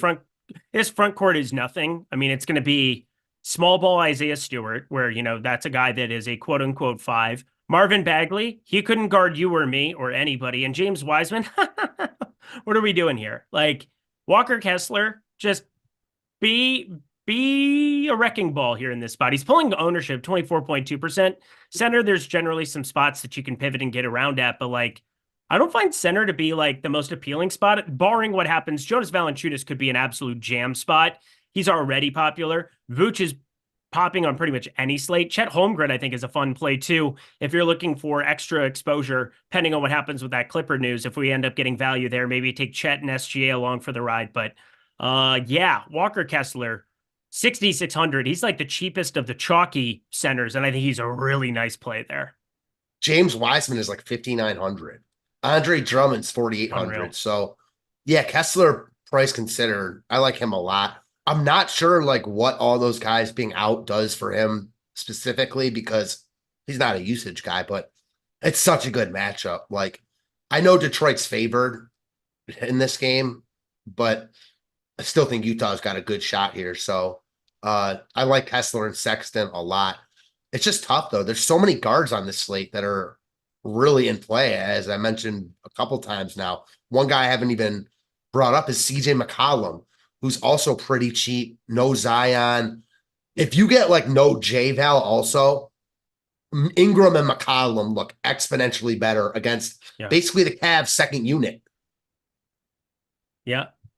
God, I mean, the Cavs second unit, they're not good. I mean, this Pelicans thing could get out of control really, really quick. I guess we'll just sit and wait around for some news here because that's going to dictate what I do. We'll take a look at questions, see some super chats here, but I want to ask you this because people are asking, where's the value? We want to play some of the studs. I mean, we have two very clear-cut pieces of value that for game theory purposes and based on what the Sims tool tells me here, I mean, Craig Porter and Sam Merrill are undisputably the two best value pieces that we have here, in my opinion, right now. Chris Dunn, I'd put into the conversation, but is there any chalk or anything else in terms of value that you're wanting to get to on this slate today? I'm not sure what studs people are wanting to spend up for. Like Giannis, I guess. I mean, Shea I brought up. I will say there's a lot of guys between like 7 to 9K that look really good. What value do I like? As of right now, like Porter looks really good, projects to be one of the best plays on the slate. Merrill he's getting way too much ownership for me. So I probably won't play Merrill, but I get why he's in play. He's not like I would fade him if I were playing 150. I guess for me, it's the other side of this game. If all of a sudden J-Val and Herb Jones are out, or one of those guys is out, you get Dyson Daniels potentially, Herb Jones, Najee Marshall, Cody Zeller, maybe. So I don't know. I don't love any of those guys, though. Like, that's probably why I won't get to Shea, because I'm not going to get to any of those guys above 10K. If those guys are in, I just don't like getting to.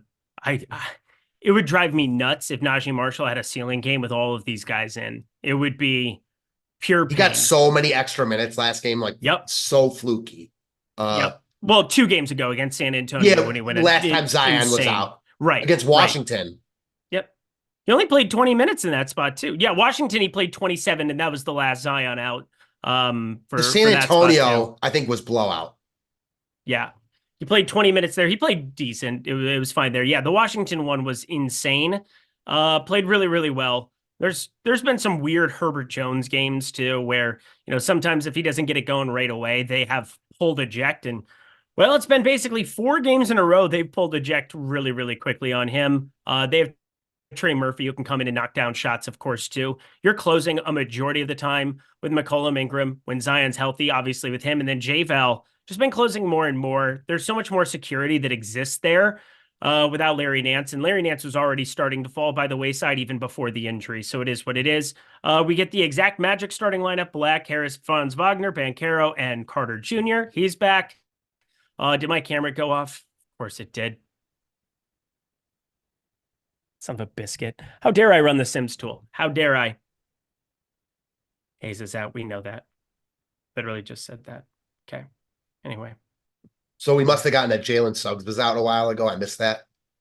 Yeah, Jalen Suggs. Yes, he's been out. Harris, Franz Wagner, exactly what we were expecting there. So that's cool. Orlando. We'll pull that up here. Jalen Suggs. Well, I guess he wasn't officially out, so there is something there. Questionable. He had been starting for a while. Did that come with it? We're at 1. There's no way with Fultz Everybody's out having fun. also. There's no way with Fultz out also. They're not starting Suggs or Cole Anthony if they're in. Like, yeah, that's what I would think. Let me pull this up. Is that Josh's body with Eric's face? Nuke. Oh, everybody wants the nuke of the night. No, I don't have Greg here. I need the nuke of the night with Greg. I can't do that without Greg. I have done it with Matt. Matt Bellman, we get to do the nuke of the night in 3 minutes, of course. 3 minutes. That'll be very fun. Makes Cole Anthony look good. Yeah, I was just about to say, that is the guy that I think is going to make the most sense here. How do you feel about Cole Anthony? Because yay for us. yeah, I mean, I like him more, but man, I don't know. There's so many other cards I like. It's really hard to get to him. Certainly I like him, but I guess I like hold other up. cards more. One thing I'm screwing up on right now. I will get back to it here. Black, Harris, Franz Wagner, Banchero, Carter Jr. Are they switching this up because they got murdered yesterday? And then there's actually a chance Jalen Suggs is still in, or what the hell? I can't see it. Like with Cole Anthony off the bench too. Remember, Fultz is already out, so Suggs is like their starter. I mean, they're not like, I don't know. Maybe I don't know, because did Suggs start yesterday? Am I completely off here? Yeah, I'm backwards today. Forgive me. We will find exactly what is going on. It's funny because like Orlando, the only guy I think I got to at all was Paulo Banchero. I think I had like 1 share of Franz Wagner out of 50 yesterday, but we can easily pull this up. Rotations. I'm at add more funds now instead of Dunks or instead of Popcorn Machine is what it is. This is such a punt spot for them too. Such a punt. Like makes sense for them. Yesterday, Black, Banchero, Suggs, Wagner, and Carter Jr. So yeah, Suggs did start yesterday. 21 minutes of him. They got blown out. Yeah, I mean, I don't think they're benching Suggs because they got blown out personally. I don't think so either. So you think he's out? I do, but we'll see. Okay. I mean, yeah. Time I don't even know. tell.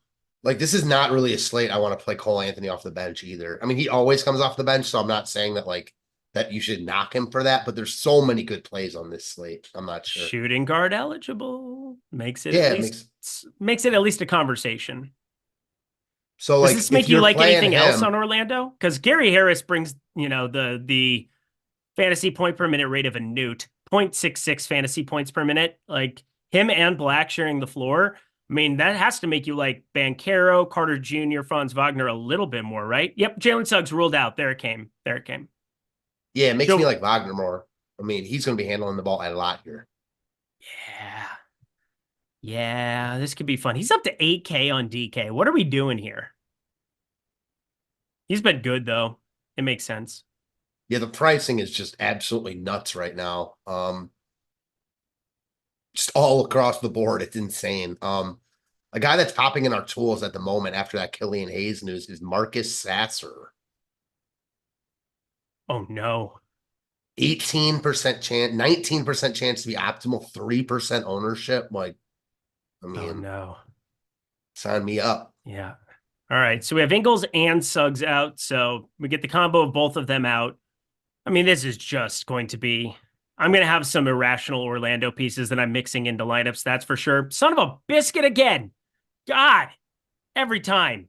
Don't mind me. Your camera dies over and over and over and over and over. We're going to just turn this off and we're going to keep, F it. We'll do it live. Producer Jacob.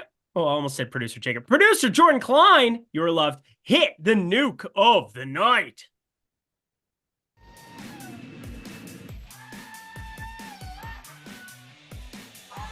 There we are.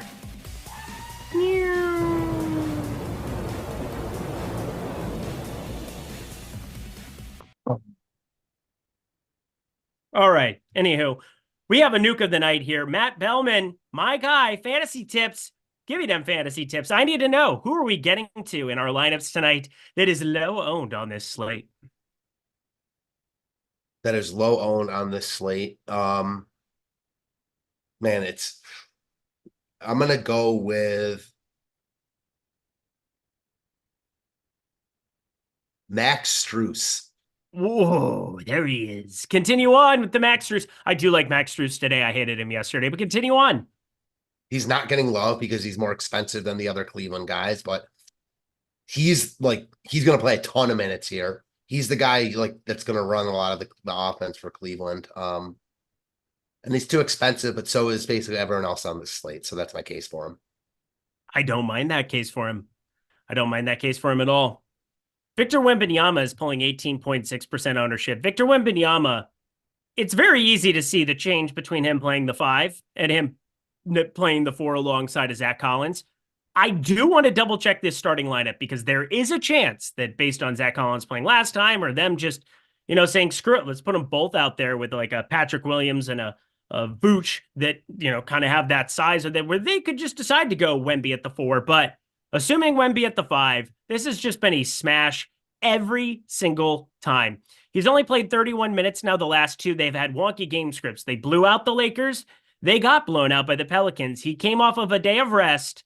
And now, again, right ankle soreness, get out of here. That was an absolute, we're going to sit him against Milwaukee because we're 16.5-point dogs. I have him in for 33.5 minutes. The guy, over the season, is a 1.5 fantasy point per minute player. My God, we want to be rostering him. Hey, and now we get all the Clippers news. Kawhi Leonard ruled out. Paul George will play Thursday. The opposite. They basically just swapped him out yesterday. Oh, God. I'm going to get to an eternal amount of Paul George. We have a lot to talk to about this situation, but Kawhi coming off of playing awesome yesterday, they're going to sit him. This made all the sense in the land. I thought this was the chalk for what they were going to end up doing in this spot, but let's talk through it. Paul George at 8,800. How appealing is that? It's appealing. I mean, it's appealing, but is it more appealing than Brandon Ingram, $1,000 less than him? Knowing you have James Harden now, it's not Paul George with, the Paul George show. He's got Harden now, same with Harden. So I like Paul George, but the Clippers guys look similar to me as the New Orleans guys. I like the Clippers guys better. They're probably a little bit better and better fantasy players, George and Harden, compared to McCollum and Ingram. McCollum and Ingram are much cheaper, though, and they're going against the Cavs' second unit, as I mentioned. OKC is strong defensively.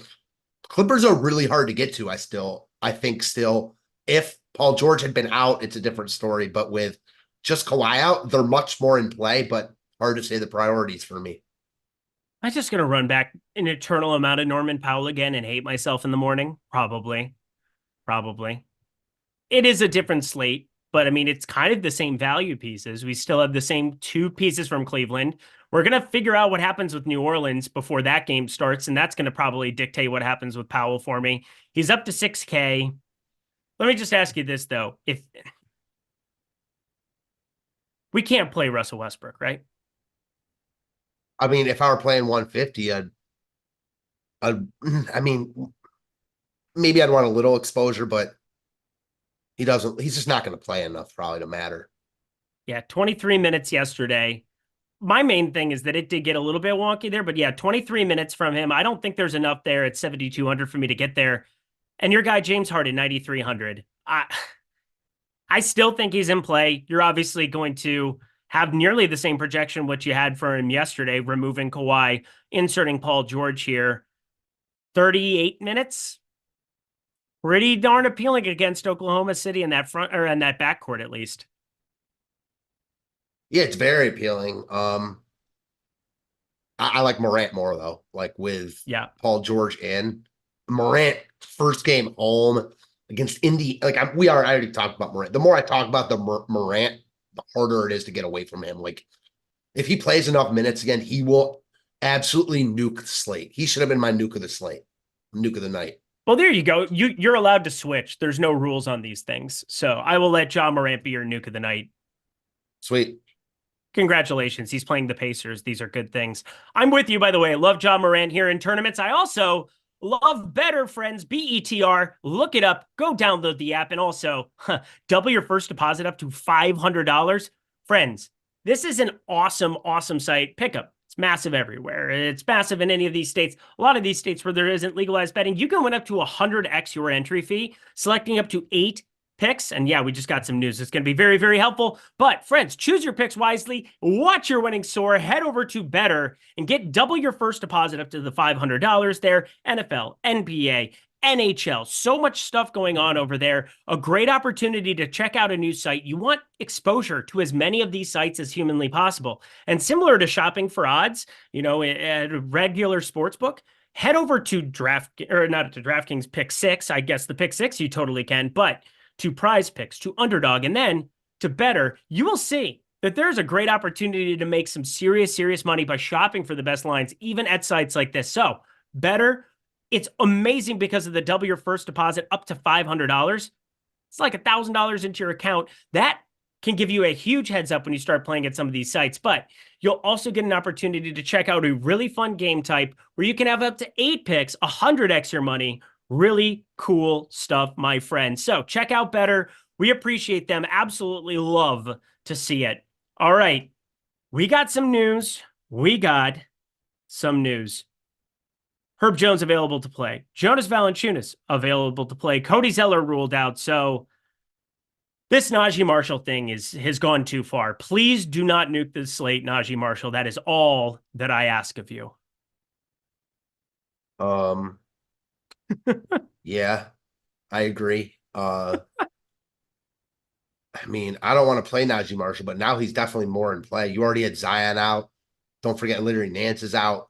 Now Cody Zeller's out. I mean, either Najee plays a couple more minutes or Jeremiah Robinson Earl emerges. Like, I could see that too. Like, I could see Robinson Earl playing 15 minutes here. Like, the Cavs have 2 centers in Allen and Thompson. So I don't know. I think it's a little bit funky. He's 3K. Jeremiah Robinson Earl. Yeah, we don't have many, like hardly any 3K guys that could even play, honestly, except for blowout scenarios. Robinson Earl, like I said, he could play 15 minutes here. I mean, I still don't really want to play him, but he's 3K, as you said. Yeah. It's so gross, isn't it? Yeah, it's really gross. Nobody said anything about Dunn. Somebody put Dunn starts. Is that just a guess, David Porter? Yeah, I'm assuming that's what it was. We don't have a Utah starting lineup. That's probably the most important thing we can get for this show specifically. Obviously, there's a lot of more important things to get to here, but I want to go down the line here and talk about who we have the highest owned at each position right now. Because of the aftermath of that news, I'm updating stuff here. Looks like we just got a projections update too. That makes me so, so happy. Our team doing an amazing job here per usual, but with no Paul George now, with no Kawhi Leonard and Paul George in, that is going to change up some things here for me. Think I'm going to get a little Terrence Mann? That doesn't feel good. I can't do that probably. I'm going to have to remove that here. But at the point guard position, who is your favorite play to be getting to, not named Craig Porter Jr.? Ja Morant. I love that call.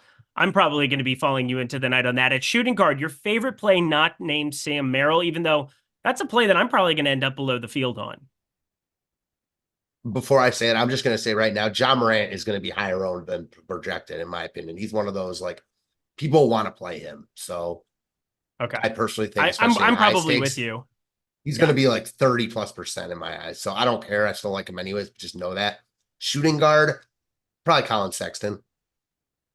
Yeah, Colin Sexton is the best play relative to ownership that I'm looking at. I have 68% of him, and I am just fine with that. Heading over to the small forward position, who do you have the most of?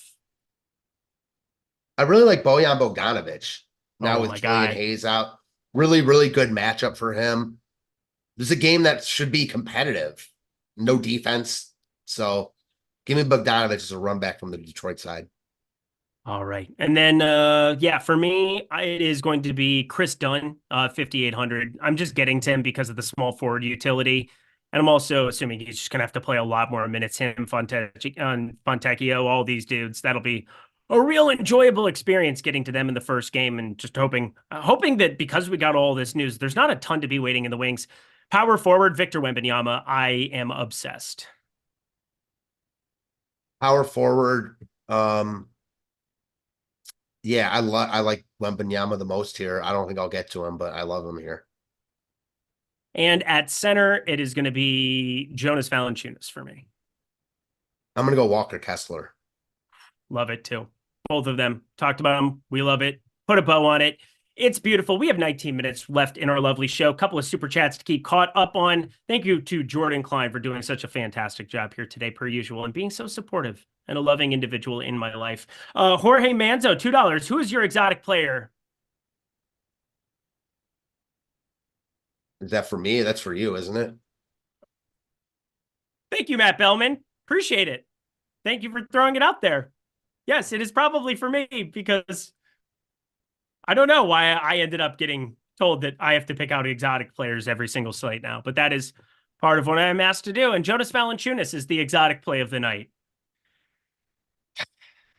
Hate my life. Pierre, $2. How much of a priority is AD if he plays on FanDuel? All right. So a little FanDuel discussion for the people playing over there.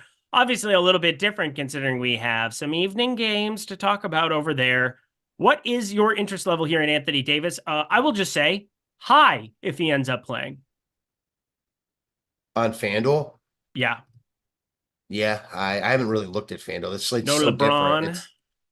No LeBron. Yeah, AD is one of the best plays on the slate. I mean, no LeBron. It is a tough matchup against Minnesota. So I guess worth noting. I mean, Embiid just smashed that, but Embiid's a different beast right now. So AD still looks great. I mean, no LeBron is all you needed to say. So yeah. It's beautiful stuff. And then Anthony Peters, $1.99, 8,600 for a forward and utility DK, and he said no Marshall. So I'm down with that. 8,600. 86. So he's saying, so splitting it into two. He's making us do math, and nobody said there would be math. So you have 4,300 per player left is the way of thinking about that. So 4,300 per player. There's a part of me that we just got this news, and I'm like, oh, Chris Dunn, 5,800. But then that leaves you 2,800. That would not be very useful for him. Let's see. What news are you referring to that makes you like Chris Dunn more? Chris Dunn is starting. Oh, we just got that? We did. Chris Dunn starting next to Colin Sexton, Fontecchio, Collins, and Kelly O is starting. So no Walker. Walker Kessler starting. Why do they hate us so? Why? I like it more because now I'll play Olynyk and he's cheap. Actually, he's not even that much cheaper. 400 less. I mean, this is like, why do they hate us? Why are they trying to kill us every single time? What do you think about Olynyk here? Like, how many minutes is he going to play? They've played him 30 minutes. Like, I'm gonna rerun some stuff, and in the meantime, I'm gonna head over to DK tiers because I am a great host. And I'm the hostess with the mostest who must continue this ship on here and let stuff update here. Tier 1, my friend. Glad I did this now at this point in the show because it's changed a little bit. Giannis Antetokounmpo, Tier 1. Tier 2, Victor Wembanyama. That did not change. My favorite of all of them. Tier 3, Cade Cunningham. Tier 4, we are looking at Vooch and Kobe White, not that far behind. What a time to be alive. Tier 5, Colin Sexton for sure. I'm obsessed with Colin Sexton considering that starting lineup. And Tier 6, Jonas Valanciunas. Hugh will smash. So that is enjoyable. Hopefully that helps you out here. But all right.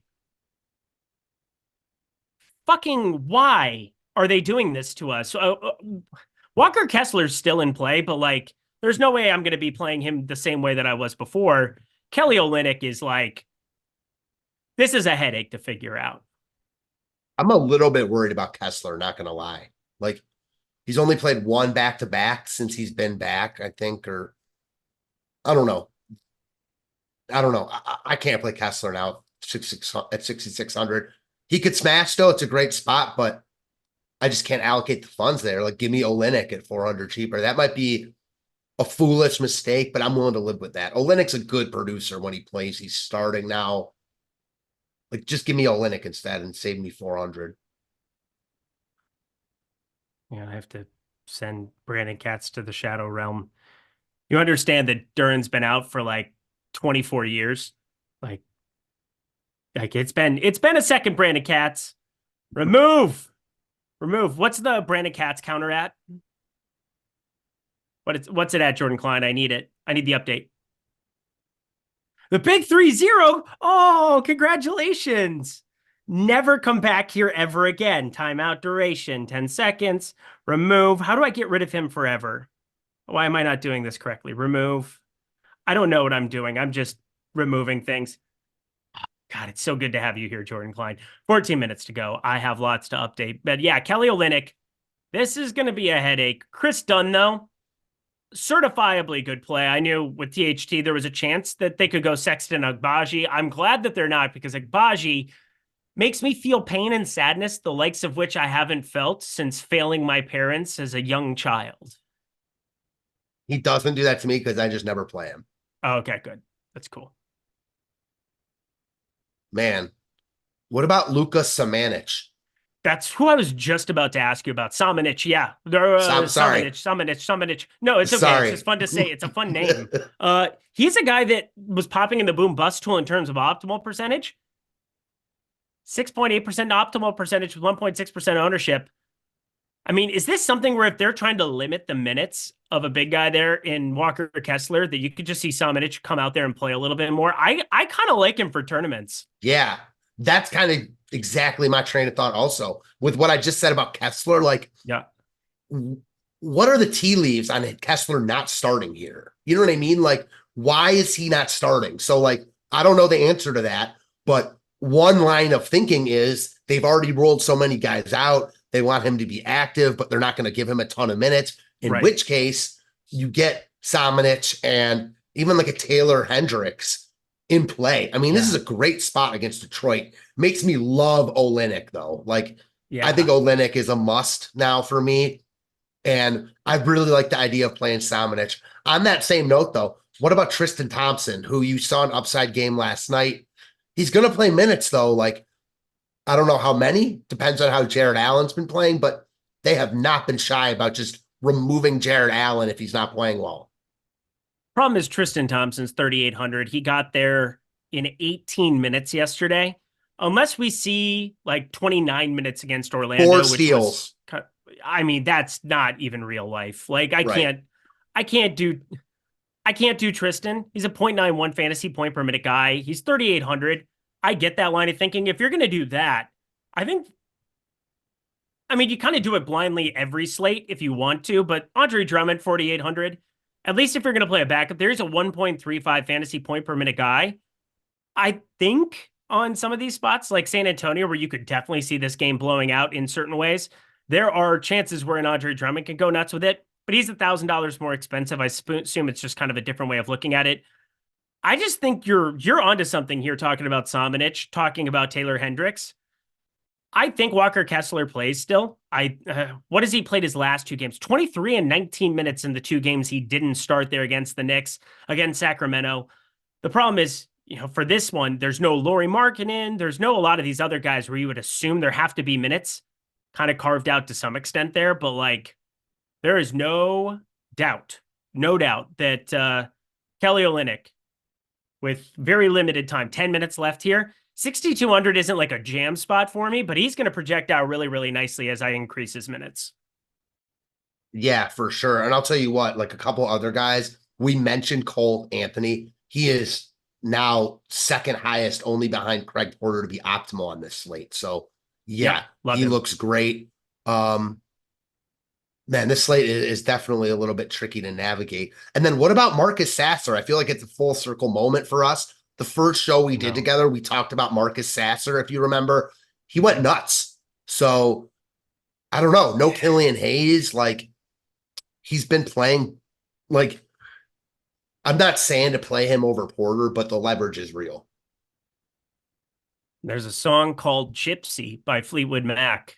Lightning strikes, maybe once, maybe twice. Maybe this is the twice for us with Marcus Sasser. Started out there. Stevie Nicks. She was just in Arizona recently.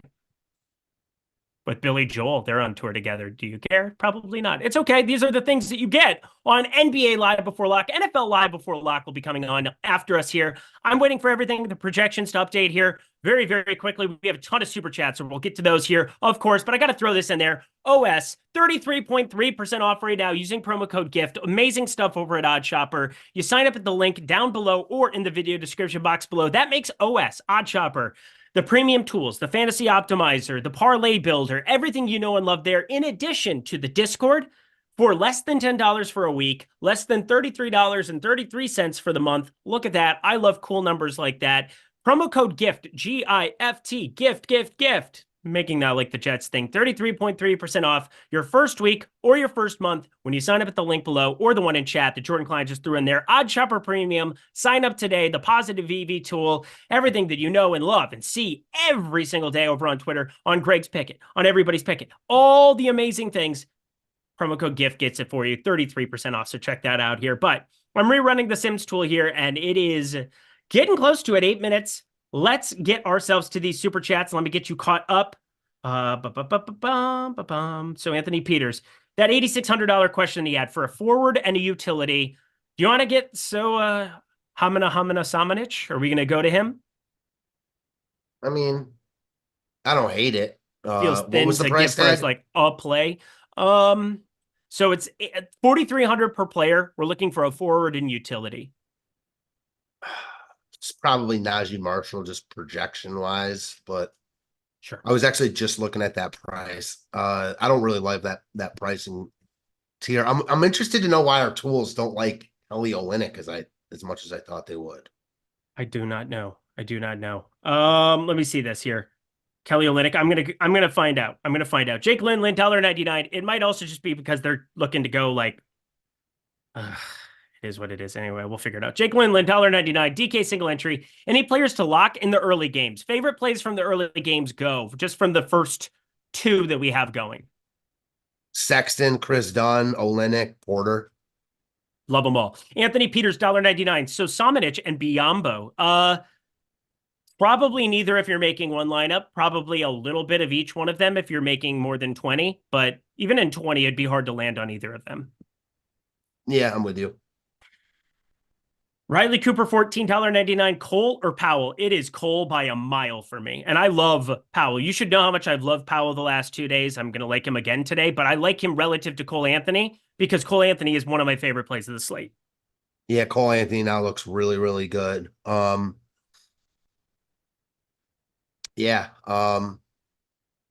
would you play, I'm not sure, Marshall or Samanic? Man, I can't decide between those two. Marshall makes me want to puke looking at the ownership. And I love Najee Marshall. This guy has won me a lot of money once upon a time. There was a 40K lineup that I should have won 100K that night if Anthony Simons could have just made a layup at the end of the game. Just make a layup. But it's okay. You don't complain about 40K days. Those are good days. But Najee Marshall ended up putting like a 40 spot out of nowhere in a lineup on FanDuel for me that day. So I very much like this man. I very much do not like this man at this kind of ownership. And he's being played very similar to what Sam Merrill was yesterday, where you're going to need something to break your way. Now, he is a 0.97 fantasy point per minute guy, as is Sam Merrill. So it's not like they're immune to that. But the huge difference is that look at our fantasy point per minute rates that we have valued in for Merrill and then for Marshall. Merrill has a lot of guys out. Marshall, it's Zion, yeah, but like... And Zeller and Nance. But there's just a lot of other guys that can fill in those minutes at wings, like specifically at wing positions. If Jay Val is out there, if Brandon Ingram's out there, they can go Herb Jones at the 4 for a lot. Here's the thing. Marshall versus Samanic. I love the idea of playing Samanic in tournaments. Marshall projects for 7 more DraftKings points. Yes. Like, that is significant. That's not just like, oh, maybe Samanic gets there. Like, most of the time, Marshall's out producing him here. Now, if Kessler doesn't play, those numbers change.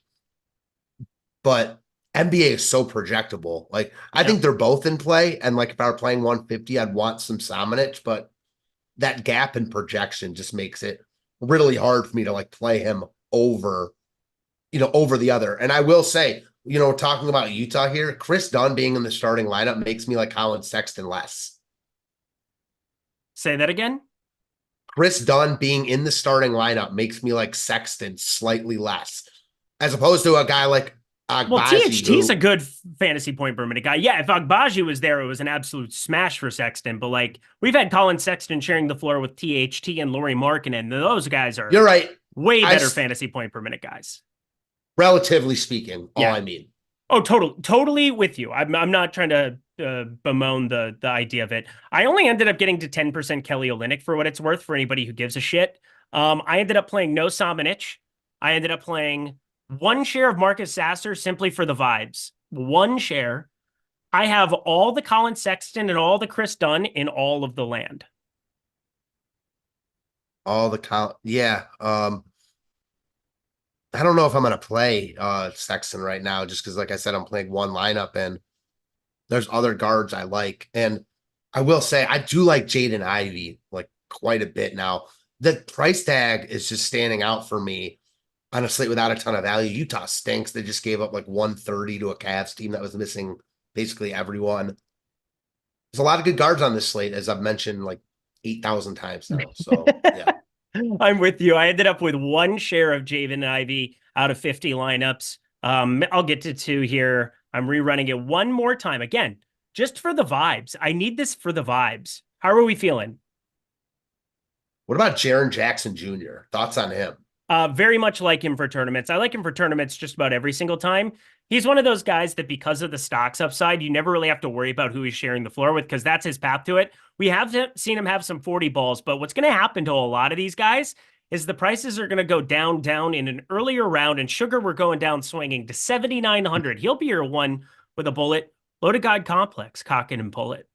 There's something to be said for a bunch of these guys being better with Morant in. Like Desmond Bane, no, because he needs the ball in his hand and he needs to create.